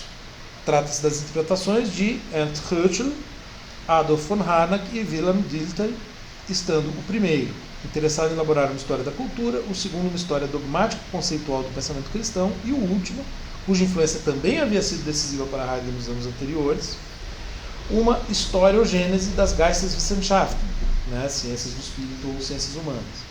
Interesses que, embora diversos, os teriam levado a apresentar a obra augustiniana um tanto anacronicamente, por assim dizer, para usar até uma expressão que o Henrique usou, né? Heidegger, por seu turno, queria justamente o contrário, equipado de uma lente fenomenológica já bastante depurada do intento científico de Russell. Ele queria deixar falar a coisa mesma, Sache selbst, né? No caso Agostinho, ou o texto de Agostinho, ou, por outra, deixar o fenômeno vir à luz por si próprio. Seria preciso, em outras palavras, descobrir na trama textual a sua dinâmica própria, para dela extrair os possíveis significados do texto. Algo não tão diferente, a rigor, talvez, daquilo que aprendemos a fazer com os mestres franceses, ainda que numa chave talvez mais viva e mais atenta à concretude da vivência textual, da experiência com o texto, né? Porque justamente é intelectual e afetiva, não é só intelectual, né? Quer a do autor ou do leitor, que não deixa de ser também o autor na medida em que é intérprete. É engraçado que o Heidegger ele vai fazer exatamente aquilo que ele criticava depois, né? História do ser, história da ontologia. Ele vai ver ler o Aristóteles para ver. Sim, o que ele vai fazer depois é parecido com o que esses caras estão fazendo, né? Sim. Não, mas a história do ser é mais forte no Heidegger pós-guerra, se a né? gente considerar o Informe Naturae, que é o plano que ele fez, né? É exatamente isso, é começar dos gregos para entender como é que a gente ficou decadente, como é que o ser foi esquecido. Então ele tem um fio condutor para entender enfim, aonde começou, onde vai. Interessante. Não que eu não acho que ele também não deixa o texto do Aristóteles falar por si mesmo e tentar, né, ali achar o próprio fenômeno, emergir, também tem isso. Mas realmente Talvez ele se defendesse, né, dizendo assim, olha, mas essa perspectiva mais ampla, né, é a correta. As outras estão erradas. E ele não está supondo em nenhum momento, a princípio, né, que os autores ou os textos sejam objetos, né? Mas claro, você tem... Mas ele não leva o que ele vai fazer depois, quando ele vai para Aristóteles, é muito mais isso, né, do que de fato essa história planejada, né, do ser.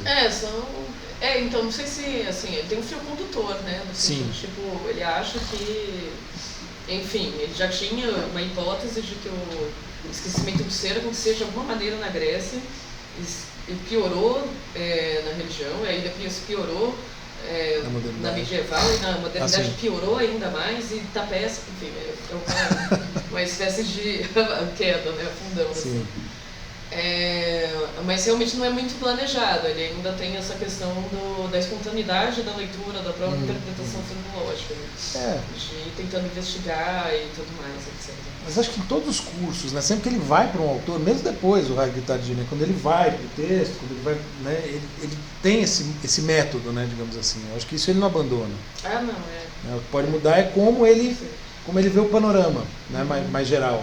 Assim, né, mas o modo de trabalhar com os textos, que eu acho, né, fascinante, assim, apesar das dificuldades que o texto nos traz, por serem anotações, né, por serem, né, não ser o ideal seria a gente estar vendo a aula, né, O ideal, definitivamente seria isso. Para mim também seria. Enfim, né? Então isso permitiria, inclusive, deixar provisoriamente de lado as balizas disciplinares habituais, né?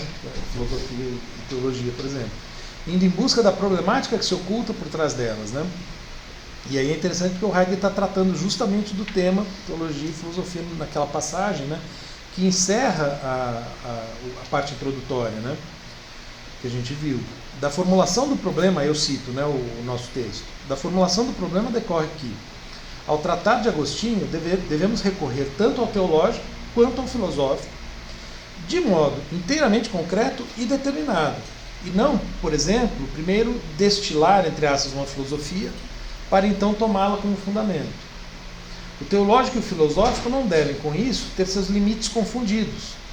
Não se trata de uma diluição filosófica da teologia, nem de um aprofundamento exteriormente religioso da filosofia.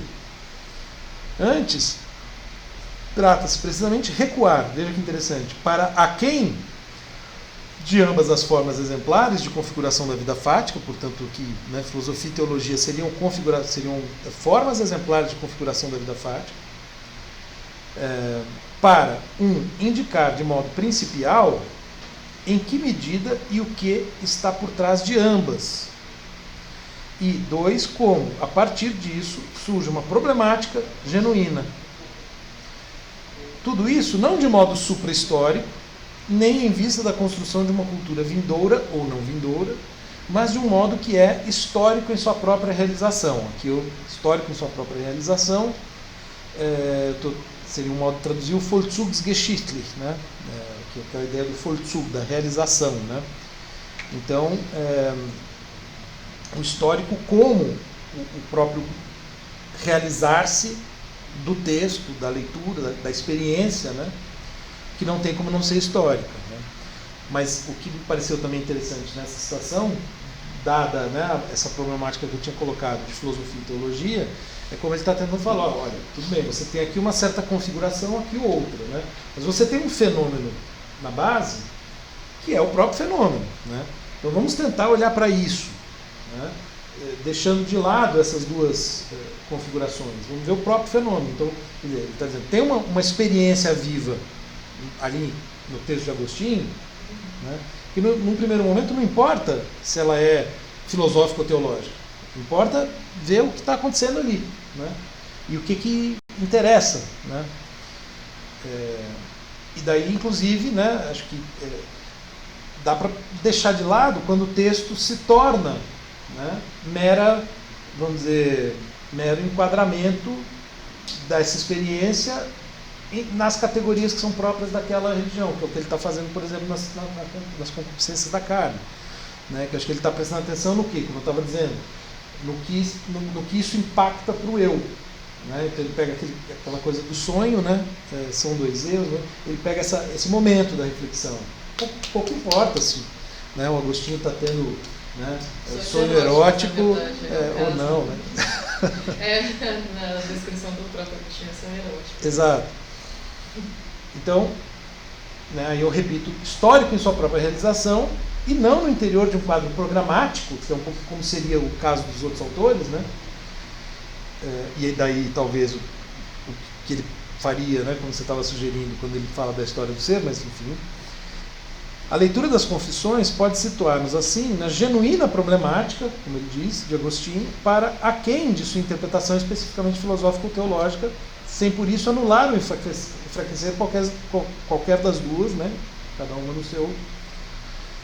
E para tanto, é preciso visar não o que diz o grande mestre do Ocidente, nem o que seriam os objetos de suas considerações. Deus e o eu, por exemplo, são os principais, né? Mas como eles se configuram faticamente nas vivências de Agostinho, né? Interpretadas pelo leitor fenomenólogo, e quiçá de seu leitor também, né? E como ele os diz, né? A ênfase no como, né? Estou dizendo que é muito forte, né? A gente tem visto isso, não é diferente, né, no parágrafo 13. Não há de ser fortuito, com efeito, que, ao perguntar-se o que é Deus, Agostinho torne indireta a pergunta na conhecida formulação: o que amo quando amo meu Deus? Pois isso é o que ele efetivamente conhece de Deus ou do que ele chama de Deus, o modo como ele vivencia essa peculiar figura do amor. Assim, depois de passar muito rapidamente pelos 4 primeiros capítulos do livro 10, né, como a gente viu, que trata de política, né, que é a coisa menos importante, Heidegger se detém um pouco mais no 5º, onde Agostinho fala do que não sabe, né, aquela passagem, né, que ele fala, né, tanto que ele não sabe, etc, etc, e vai ao 6º, o Heidegger, né, com atenção redobrada. E aí eu cito o Heidegger quando ele está comentando o 6º, né, o capítulo 6 do livro 10. Mas ao menos uma coisa lhe é certa, ele não sabe, mas ao menos uma coisa lhe é certa, que ele ama a Deus. Mas o que amo quando te ama, ele cita Agostinho, e diz: Agostinho busca uma resposta a essa pergunta investigando o que é digno de amor, Liebens Wertes, né? E se há aí algo como Deus mesmo seria, algo que dê a intuição de plenitude, erfüllende Anschauung, né, ou visão plena, alguma coisa assim, que ele tem quando vive no amor de Deus. Algo que ele tensiona, intendiert, né, tem esse elemento da intenção, né, no amor de Deus. Né, o que ele visa quando ele fala do amor de Deus? Né, o que ele está visando, o que ele está buscando, o que ele está procurando. Né? Aí o Heidegger comenta: cum te amo, né? Ou seja, quando te amo, já significa aqui um determinado estágio existencial, aquele em que já se experimentou a misericórdia, o existentielle Stufe, né? Que também pode traduzir como camada, nível, eu acho que eles traduziram por nível, né? Eu achei interessante falar em estágio para conectar com Kierkegaard, porque Kierkegaard tem aquela ideia dos estágios existenciais, né? O estágio estético, o estágio, acho que eu falei disso, né? O estágio ético e o estágio religioso. Eu acho que ele até... ele tinha citado o Kierkegaard logo antes. Nos anexos, eu acho que dessa parte específica, sim, ele fala sobre 3 níveis de pecado para Agostinho, que eu acho que um é estético, outro é teórico, e eu acho que um é tipo existencial, que é o que interessa para o Heidegger, obviamente. Então, eu acho que ele é nesse esteiro mesmo. Enfim, então, um determinado estágio existencial. Aquele em que já se experimentou a misericórdia, e nessa misericórdia se saiu da surdez. Claro, que ele está falando nos termos do próprio Agostinho, né, tal como ele descreve. Aquele em que já se pode ouvir e ver. Ou seja, aquele em que no amor, nesse amor, já houve a abertura para algo determinado. E é somente a partir daí, no cum, ou seja, no quando, né, que quelum e terra, né, céu e terra, anunciam o louvor a Deus. Seria interessante pensar naquela coisa dos 4 elementos lá do Heidegger tardio, né? Céu, terra, mortais e homens. Né? Sabe-se lá o que é isso. Não perguntem para mim. Perguntem para o Vânia quando ele estiver aqui. Mas não se eu estiver na atitude que é própria a pesquisa nas ciências naturais. Né? Atitude. Né? Quer dizer, é interessante, né, que ele está falando, olha, vamos então entender isso como um estágio existencial. O que caracteriza esse estágio existencial? O Agostinho já passou por uma série de coisas que prepararam ele para ouvir, seja lá o que for, né, e ver. Preparar, ou seja, para ouvir e ver de um outro modo, né, que é o que caracteriza, me parece, né, a vida, essa vida autêntica, enfim, no existencialismo em geral, né, quer dizer, é uma ressignificação das coisas, né, você passa a ver de um outro modo. As coisas continuam sendo as mesmas ali, você continua sendo o mesmo, né, mas muda o modo como você percebe as coisas, né, como você interpreta, como você vê as coisas, né. E há como que um aguçamento dessa escuta, né. Interessante que aquela autora das Análise, a Alice Holtz-Heikkunst, nunca li nada. Mas ela tem um conceito interessante, que ela fala numa escuta aguçada, né. Então que algumas pessoas têm uma escuta mais aguçada. Escuta aguçada para perceber, né, o próprio mundo, assim, né? Não é um chamado do além, né, mas simplesmente, né, uma maior sensibilidade, né? E a angústia, ela tem um pouco o papel, né, de abrir a escuta. Bom, aí eu comento. Ao dizer que se trata de um estágio existencial, noção talvez inspirada em Kierkegaard, que fora citado no parágrafo anterior do texto, Heidegger aponta para o fato de que Agostinho está se referindo a algo que efetivamente vivenciou, como eu estava dizendo, né? Algo a que, inclusive, havia dedicado os 9 primeiros livros das Confissões, né? Ele contou para a gente como foi isso. No 10, que interessa ao Heidegger, porque ele está falando do agora, né? A gente já discutiu isso, né? Ele está se problematizando no momento, nos outros ele está descrevendo o que se passou com ele até aqui, né? Mas foram 9 livros para justamente nos mostrar, né, como ele chegou a esse estágio existencial em que ele está agora, né? É o tipo de experiência que Heidegger descreverá em Ser e Tempo sob o signo da singularização, que é o modo como ele descreve a transição da vida inautêntica à autêntica, para retomar os termos em que víamos tratando disso mais acima, que são desdobrados em Ser e Tempo como Angst, né, angústia, Sein zum Tode, ser da morte, chamado da consciência, culpa ou débito e resolução antecipadora. Quer dizer, é como se lá, de alguma maneira, o Heidegger está descrevendo um processo análogo ao que ele está encontrando aqui, ao que ele está vendo em Agostinho.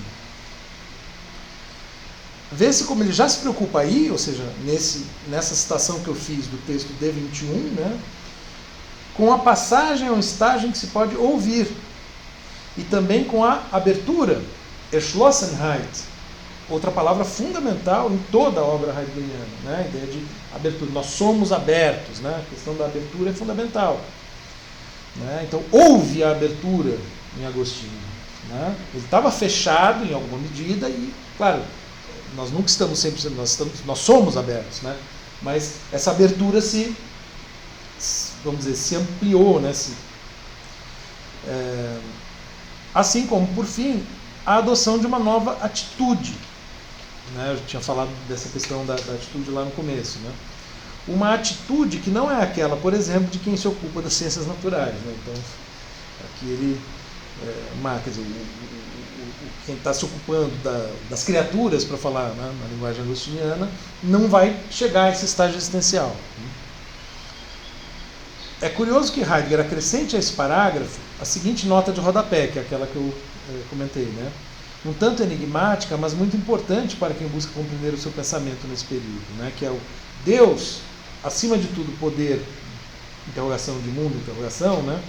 Que é Gott vor allem Welt, interrogação, mächtig, interrogação. Se lermos essa nota, que foi o que eu fiz em aula, né? Quando a gente estava nesse texto, acho que foi a última aula, né? Antes de eu escrever esse texto. Se lermos essa nota... Você traduziu essa nota quando você fez a tradução?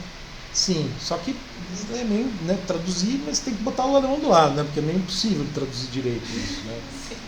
É porque a tradução está muito ruim. Sim, eu lembro, você comentou. Mas se lermos essa nota à luz da expressão que ele havia introduzido 2 anos antes no chamado KMS, Esveltet, né, que eu comentei aqui com vocês, algo como munda, ou mundas, acontece mundo, né, algo assim, poderíamos dizer que ele está tentando pensar e dizer algo como a origem ou criação do mundo, a fonte originária de todo ser, sem emprestar a esta ou aquela religião positiva ou vocabulário para fazê-lo. Né? Porque aqui é como se ele tivesse, né, um modo de interpretar, pelo menos, essa nota, né, pensando assim, bom, Gott, quer dizer, o que as pessoas querem dizer com Gott? O que Agostinho está chamando? Né? Ele está tentando entender isso, né, de uma outra forma, né? O fenômeno seria um só, mas com diferentes modos de nos referirmos a ele, né? De onde as terríveis e milenárias disputas a seu respeito entre as religiões. Né? E aí ele tinha dito no parágrafo anterior, aquela passagem, né? Terra dificultatis, né? Terra de dificuldades. Atenta aos sentidos de referência, Bezugsinne, né? Sentido relacional, sentido de relação, sentido de referência, eu acho que é interessante. Né? Acho que eles traduzem como os dois, né? É difícil, né? Na tradução para o inglês eles colocaram relational sense. Porque aí tem gente que traduz, por exemplo, da realização como relação. E aí fica o Vorzug? Não, aí não. Não dá. Muito mais realização. Lá tem que ter alguma coisa no sentido de realização. Enactment, eles traduzem em inglês. É interessante para o Vorzug. Né? Enactment. Né? Difícil até traduzir. É que assim, para quem gosta, por exemplo, é como se fosse efetividade, né? Essa ideia do Vorzug. Né? Não que ele esteja recuperando a lei. Para quem gosta, inclusive ele tem o sentido. Ele usa a palavra, né? Wirklichkeit. E meio conectado. Sim. Então, logo você pode entender. Não é realidade, né? Então, e no caso do Heidegger, isso tem que ser percebido, né? Assim, não dá para traduzir por realidade. o Wirklichkeit, né? Porque no caso do Kant, por exemplo, que é anterior ao Hegel, né, ele está usando o Realität Wirklichkeit. Quem faz essa diferenciação é o Hegel. É o Hegel. Né? Aí dá um sentido ao qual o Heidegger está atento. Né? Sejamos atentos, falando nisso, né? Sejamos atentos, pois, àquilo de que se trata. Isto é, o tipo de experiência humana que queremos compreender expressa em palavras que se sabem precárias, pois assim elas se sabem também em Agostinho. Inclusive eu estava lendo sobre isso, uma parte do livro do Moacir, né, que é o professor da USP, né, especialista em Agostinho, que foi orientador da Cris, em que ele, justamente, eu não vou lembrar agora qual capítulo, né, mas em que ele fala sobre como Agostinho tem consciência, né, da inefabilidade, do caráter inexprimível de Deus. Né? Então ele está justamente o tempo todo usando palavras, né, mas ele sabe que essas palavras que ele está usando são precárias. Porque o ser humano é precário, o ser humano quer dizer, ele é muito pequeno, né? Deus é enorme, então Deus é infinito. Então, Agostinho está sofrendo com isso, exatamente. Né? É por isso também que o Feuerbach detestava Agostinho. Toda hora o Agostinho retrata o ser humano como pequeno. Sim. O Feuerbach retrata o ser humano como infinito, como universal, enfim, como responsável por toda a realidade. Isso. Ele é todas as qualidades de Deus quer dizer que a religião colocava em Deus. Então o Agostinho é um dos grandes inimigos. Assim. Sim. Eu li boa parte lá da essência do cristianismo e toda hora ele vai alfinetar justamente o Agostinho. Porque daí, se o ser humano é responsável por tudo, né, quase como se fosse Deus, humano, né? Daí você, né, justamente, a realidade, ela não é obra do acaso ou obra de Deus, né? Ela é obra do ser humano. Então você tem a quem reclamar, digamos assim, né, da sua situação no mundo. Não é a Deus, é o próprio ser humano. Né? Então, isso tem implicações políticas. Né? Mas, enfim. Mas o Agostinho é sempre essa figura do ser humano miserável, né? Pequeno. Poeira do universo, não significa nada. Quer dizer, significa mais do que pedras e animais, mas isso não significa muita coisa. Mas, enfim, então palavras que se sabem precárias para muito além ou aquém de circunscrições categoriais pretensamente sólidas. Né? O conhecimento categorial, né, que a gente já viu como, né, o Heidegger, né, opera numa outra chave. Né? Falar de Deus, ou também do que seria o eu, ou mesmo do que seria Agostinho, através de suas obras, é falar do inexprimível, em alguma medida, do inefável, que, entretanto, o exige de nós. Como quer dizer-nos, sobre o que não se pode falar, não se deve calar. Né? Eu fiz mais uma vez um jogo com a expressão célebre. Né? Em alguma medida, a persistente tensão entre teologia e filosofia, entre religião e laicidade, enraiza-se justamente nos diferentes modos de falar sobre isso. Enquanto uma pretende conhecê-lo, a outra pretende poder refutá-lo. Né? Uma filosofia cientificista. Né? A meio caminho das duas, Heidegger recupera um Agostinho que, a confiar na sua interpretação, também estaria a meio caminho. Quanto menos é capaz de conhecê-lo, mais ele ama seu Deus, buscando exprimi-lo de algum modo. Aí eu encerrei aqui, né, o até poderia escrever um pouco mais, mas, né, não dava tempo. Mesmo assim, era para ser meia hora, foi 40 minutos. E eu pulei umas coisinhas assim. Mas é porque no evento, porque se fossem 3 pessoas na mesa, tinha que ser meia hora de fato, mas como uma faltou, aí eu e o outro que estávamos, né, pudemos falar um pouquinho mais, assim, então cada um levou uns 42 minutos, assim. Mas enfim, né, então eu achei interessante trazer isso, né, para colocar, né, ao contrário do que o Heidegger recomenda fazer com Agostinho, né, para colocar o texto dele que a gente está trabalhando numa perspectiva, né, mais ampla. Né. Mas acho que acho que o modo como ele lê, né, para falar um pouquinho do parágrafo 13, né, o modo como ele lê o parágrafo 13, de um modo geral ele lê Agostinho assim, mas no caso do parágrafo 13, né, em que ele está tratando das concupiscências da carne, né, que é uma passagem, você estava viajando quando a gente, né, aí era você que estava no congresso, né, quando a gente passou por essa parte, né, porque Porque você deu a primeira parte do livro 10, né? Daí eu retomei e dei a segunda parte. E aí na segunda parte, né, eu pulei as concupiscências carnais, né? Eu fui direto para a curiosidade ali e tal. Porque...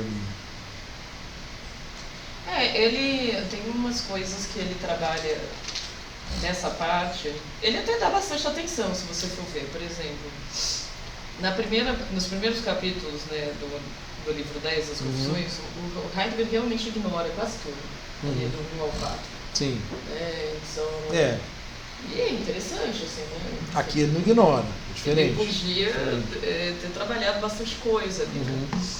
Mas realmente, como ele estava muito obcecado nessa época pela questão da existência e pela questão do eu, né, que está relacionado com a questão da existência para o Heidegger, principalmente nessa época, ele vai focando mais em outras partes, né? E aí, porque assim, para ter um contexto, o Heidegger tem uns marcos históricos assim, da filosofia dele, é uma coisa engraçada, tipo, o dia que o Russell abriu os olhos dele, o dia que ele aprendeu a amar Kant, e teve também o dia em que o Jaspers descobriu o fenômeno da existência, né? Psicologia das funções. Nessa mesma época ele dá esse curso, né?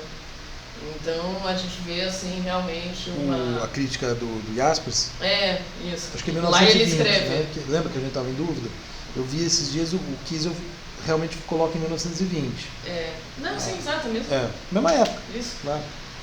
E aí, assim, o que ele coloca na crítica do Jaspers? Jaspers estava interessado no conceito de vida, né? E aí ele fala assim, olha, você não tem método para tratar vida para você é muita coisa, às vezes é Kant, às vezes é Nietzsche, às vezes é Kierkegaard, às vezes, enfim, né? Você não tem um fio, mas você descobriu uma coisa muito mais importante, você descobriu a existência. Né? Então é o dia que o Jaspers descobriu a existência, também está lá. E isso vai modificar profundamente, de maneira muito significante, a filosofia do Heidegger para sempre, a partir de então, né? Enfim, depois dá para se discutir se ele abandona esse conceito ou não, mas eu não sei, não saberia explicar o Heidegger tardio e tal, essas coisas. Mas até nesse tempo, esse conceito se torna absolutamente relevante. Né? O que está em jogo no parágrafo 13 aí, para o Heidegger, é justamente, enfim, uma tentativa de desmoralizar as reflexões do Agostinho sobre a concupiscência carnal, o que é muito difícil, porque é extremamente moral. Né? Então, por exemplo, desmoralizar nesse sentido, né? Retirar o conteúdo moral. Né? Desmoralizar nesse sentido. Mas tirar o desmoralizar o Agostinho. O moral no sentido de... O Agostinho vai ler isso na esteira do pecado, né? Então, por exemplo, para Agostinho, se eu sonho transando com alguém, enfim, sei lá o quê, de uma maneira não santa e etc., eu estou pecando, sim, mesmo em sonho, né? Porque ainda sou eu.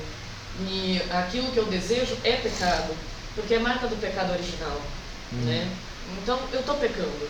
Né? Eu lembro que a gente teve essa discussão com a Cris, porque a gente trabalhou a cultura do estupro, enfim, isso era uma discussão da época, né? Então, assim, se a pessoa ela deseja algo, a vontade é a unidade do eu para Agostinho, né?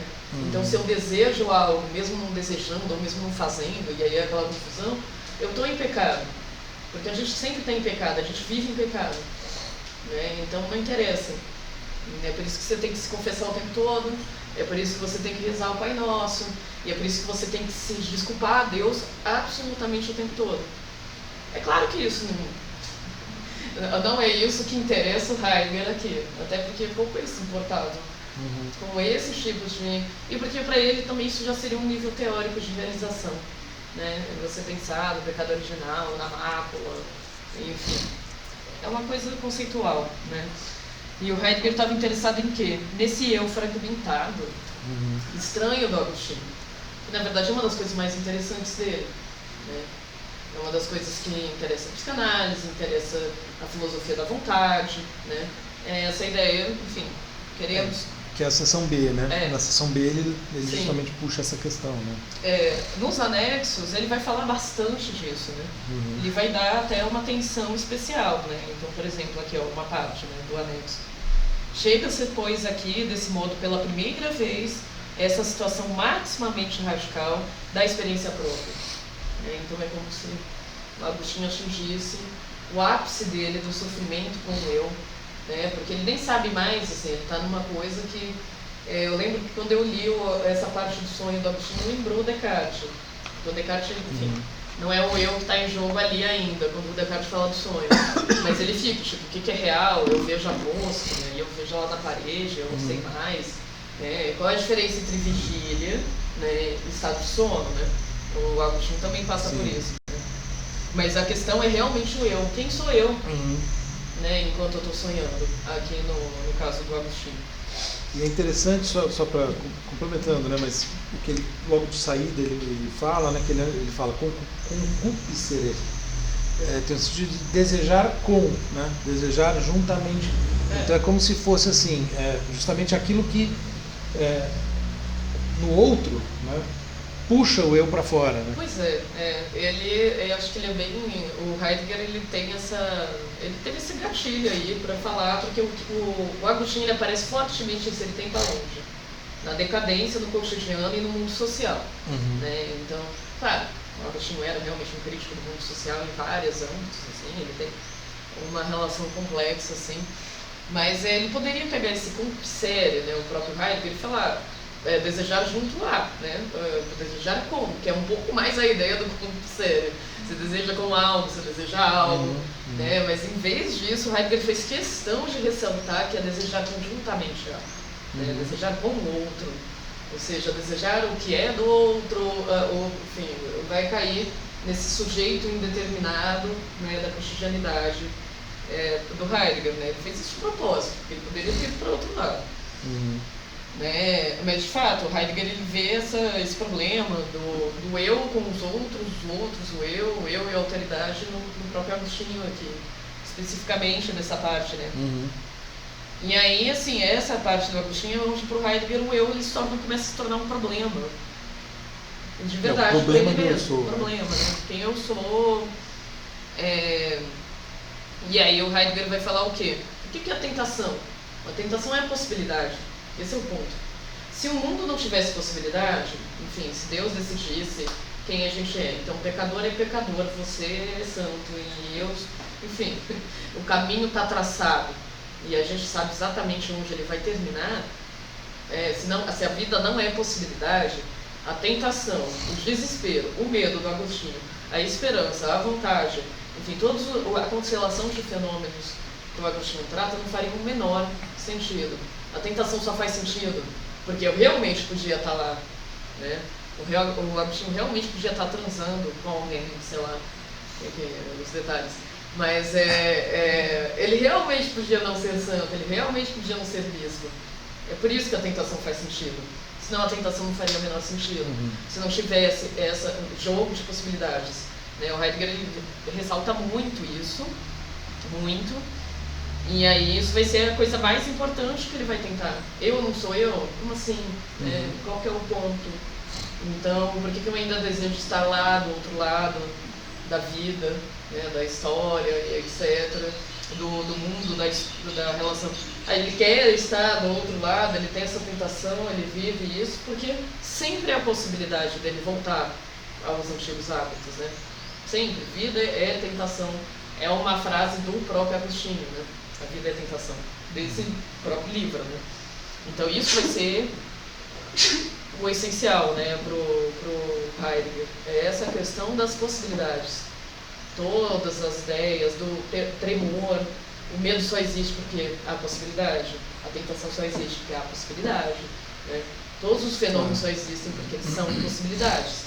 Se eles não fossem, não tem para que se desesperar. Esse é um ponto, né? Se a vida estiver decidida, se ela não tiver uma insegurança de base, né, uma relação realmente insegura, não há por que se desesperar, não há por que sofrer, porque está tudo decidido e está tudo, né, programado. Então a mesma coisa com Paulo, Heidegger também destaca isso com Paulo. Né? Se a vida não é possibilidade, por que o Paulo sente, enfim, todo aquele medo, por que ele prepara as pessoas para a guerra? Que guerra? Se está tudo de fato decidido, não tem guerra, não precisa, né? Não precisa de combate nenhum, esse é um ponto, assim. né? Por esse E o viés. Heidegger vai definir o ser humano, né, o ser aí tem que ser tempo, como nós somos possibilidade, nós somos possibilidades, Isso. nós somos nossas possibilidades. Isso é o que nos constitui essencialmente. Né? E é justamente isso também que diferencia fundamentalmente o ser humano, enquanto Dasein, Serali, etc., dos animais, por exemplo. Embora eles também tenham possibilidades, eles não têm consciência das possibilidades, eles não projetam essas possibilidades, a não ser talvez de maneira muito imediata. Né? Por isso a ideia de pobres de mundo, né? No sentido de que, né, eles não planejam, né, o amanhã, por exemplo. Né? Quando muito, ele pode ter uma tigela de comida ali, não sei o que aqui, e ele tomar uma decisão ali entre essas duas possibilidades. Né? Mas é muito estreita a margem, né, de ação. Ao passo que no nosso caso não. Né? Tudo que a gente faz é em função das possibilidades, em função dessas projeções. Né?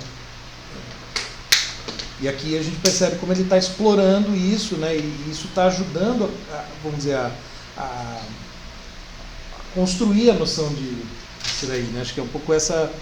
Sim, ele tá... Dá para perceber, né? Assim. Tem umas partes até um pouco meio críticas ali, entre, né, nos anexos, em que ele tenta entender o que está acontecendo, né? Que tipo de noção de eu Heidegger quer, né? Então, é um eu que se projeta, mas ao mesmo tempo está aqui, mas ele também está lá na frente. Né? Então, essa complexidade da própria noção de eu do Heidegger, né? E eu acho que o importante é ver que um dos conceitos principais do Heidegger, ser e tempo, a existência, no caso, enfim, na época da minha iniciação científica, eu estava estudando a questão da faticidade, né? E como o Agostinho estava formando o conceito de faticidade do Heidegger, como ele contribuiu a formar, com certeza contribuiu muito. Mas talvez o mais relevante seja, de fato, o conceito de existência. É algo que, provavelmente, assim, mais explícito, assim, né? A influência do Jaspers, óbvio, enfim, ele dá um destaque, mas ele realmente esboça tanto a existência como uma ideia de possibilidades, de algo que está lançado para frente, especificamente no futuro, né? A gente procura cuidar. Tem algum momento nos parágrafos anteriores, né, que ele tem um momento em que ele passa por isso, né, esse problema do futuro. Sim, eu mostrei. Né, vocês passaram por isso. É o expectatio, né? Porque isso é uma jogada inteligente dele. Se expectatio é desejar e querer de alguma maneira, né, é uma espécie de querer mais puro, né, na filosofia latina, assim, né, de esperança mesmo, né, esperar. Mas também de expectativa, né? Então é uma relação realmente conjuntural, temporal, de expectativa para o futuro, né? Então é algo que está no horizonte, né? Você tem expectativa de algo que está para acontecer, né? Então tem uma relação de futuro. Mas isso já existe na sua memória, na sua mente, né? Enfim. Não, isso é o núcleo. Já existe. Como é que isso pode existir, né?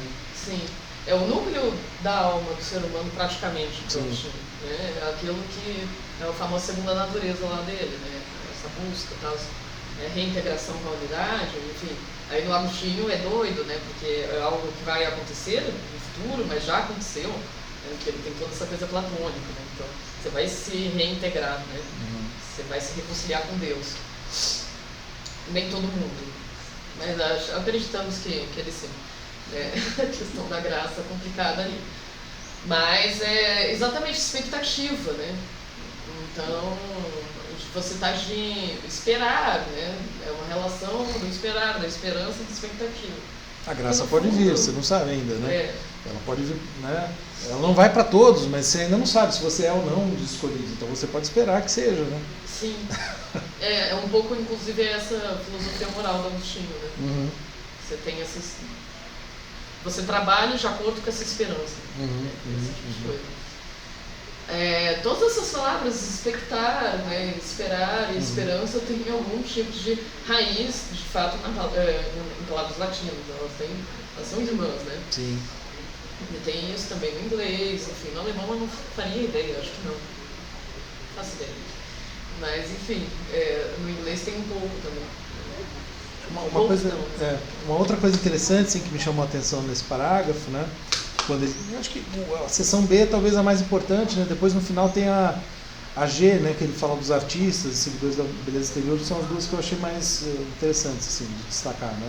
Na primeira ele fala alguma coisa legal também, mas é o fato de Agostinho estar na perspectiva de primeira pessoa, né? Isso, claro, não só aqui, né, em geral, mas justamente quando ele está problematizando o eu sou ali, né?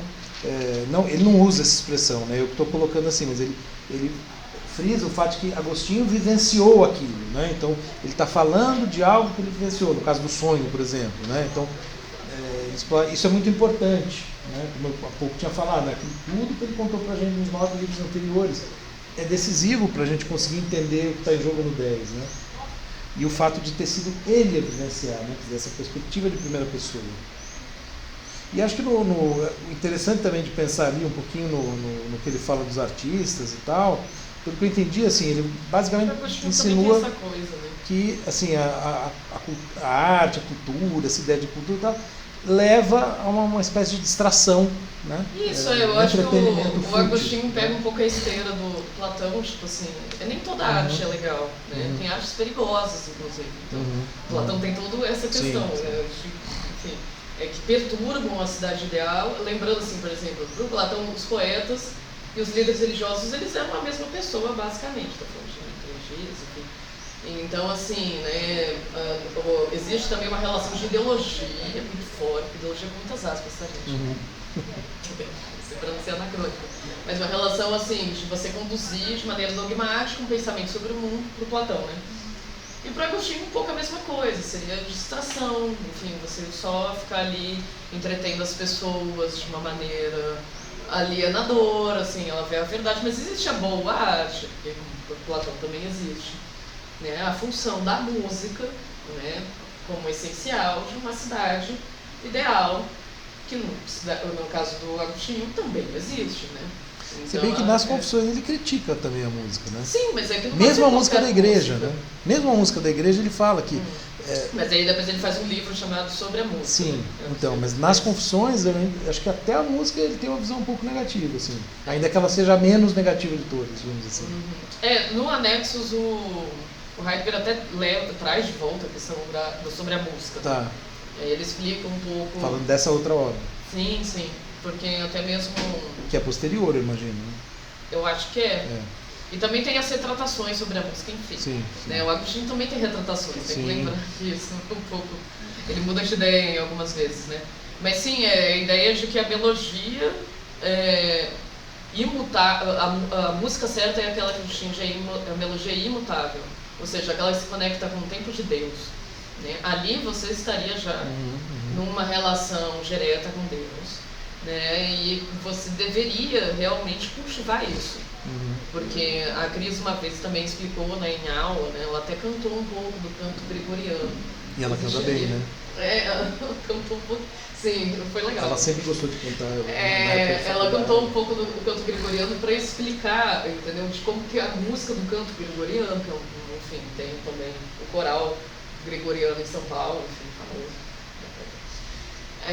Ela te retira do tempo corrente do mundo, que parece caótico, e te coloca numa ordem de harmonia com o tempo atemporal. O tempo não é desse modo.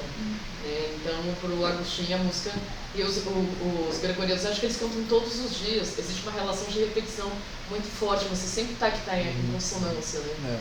Com essa relação, né? De retirar. Isso é uma coisa também é uma espécie de meditação, compreende? Você retira isso do fluxo. É como uma oração, né? É essa coisa da repetição. No Kierkegaard é uma noção bem importante também. Porque você tem esse vislumbre do infinito, vamos dizer, né? Você tem essa conexão, digamos assim, né, com o inefável, Deus, enfim, mas você é um instante, né? O Kierkegaard usa, né, a palavra instante, que o Heidegger explora muito, né, que é o Augenblick, né? Até uma fala que teve na mesa anterior, lá no evento, foi sobre o instante em Kierkegaard e Heidegger. Ele falava, ele explorou um pouco, naquele momento de tempo que o Heidegger fala do instante, cita o Kierkegaard e tal, tem que ter toda uma... E em alemão é Augenblick, a palavra do instante. Piscar dos olhos é muito Augen, interessante. olhos, blick é piscar, né?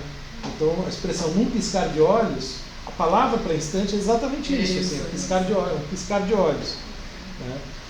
Então é interessante esse porque é aquele instante, mas passa, né? E esses instantes são raros. Agora eu estou falando do Kierkegaard, né? Então, se você não repete, você perde isso que você viveu ali. Então você tem que repetir para manter Assim, aquilo. não lembrar assim, que a filosofia do Agostinho sobre música é uma das mais importantes da história. Assim, para quem Até que estuda. muitos retomam, né? Ele foi muito importante para estabelecer coisas de escala musical, assim, enfim. E até mesmo pensar. E para o Russell, toda a noção de tempo do Russell é derivada desse trabalho do Agostinho sobre a música. Né? Então a consciência interna do tempo. A palestra do Clóvis foi interessante por isso também, né? Porque o Vladimir Yakelevich e o próprio Clóvis também, né, são filósofos da música. Né? E daí você tem que a música ela assume, né? Uma vez que ela é um modo de exprimir o inefável, né? Ela assume uma proximidade assim com esse contexto religioso, mas não necessariamente religioso no sentido, né, dogmático da palavra, né? Mas enfim, expressão do inefável que é bem interessante. Um sentimento estético, uma experiência estética, né? Você pode pegar do sublime, não sei se sim. Uma experiência estética da experiência mística, por exemplo, que era o tema da minha fala no Congresso de Estética até. Que era justamente isso, né? Aproximar aqui é uma coisa que o Clóvis trabalha muito, até que a gente se conheceu lá conversando sobre esse tema. Ah, tá, que interessante. Eu não sabia dessa origem. Enfim. Mas é um pouco isso. Eu acho que seria importante, talvez, assim, na hora dos seminários, vocês pelo menos verem ali se existe alguma coisa interessante nos anexos, nos dois. Pode ajudar, né? Pode atrapalhar também. Mas... É mais informação, basicamente. Pode enriquecer, né, um pouco a análise. Boa, foi bom você falar disso, né? Em relação ao seminário? Quanto tempo, mais ou menos, professor? Então, na verdade, já isso toda, né? Normalmente. Não, é que assim, a minha ideia é que vocês falem, né? E a gente vai conversando, assim, normalmente funciona, assim, né? Claro, não precisa né, ir até o fim, mas assim, a gente vai fazendo, uma hora a gente continua a discussão. De 0 a 1,5. Entre algo ali. Tentar fazer um pouco desse trabalho que a gente faz, né? Você tem a Isa usou mais slides, vocês podem usar, se acharem que é o caso. Eu fiz uma leitura às vezes mais frente ao texto, mas né, vocês podem usar um método ou outro, ou mesclar, né? Alguma coisa assim, né? Mas tentar repassar os pontos principais do texto, né? É mais isso. E mostrar pra gente onde está Deus, enfim. Pode cantar também. Pode cantar. A gente foi incrível, porque primeiro, quando você está falando de música, acho que isso é um problema que às vezes tem na filosofia. Eu vou parar aqui a gravação já, porque inclusive já deu meio-dia e 8. Né? Às vezes o pessoal da filosofia da arte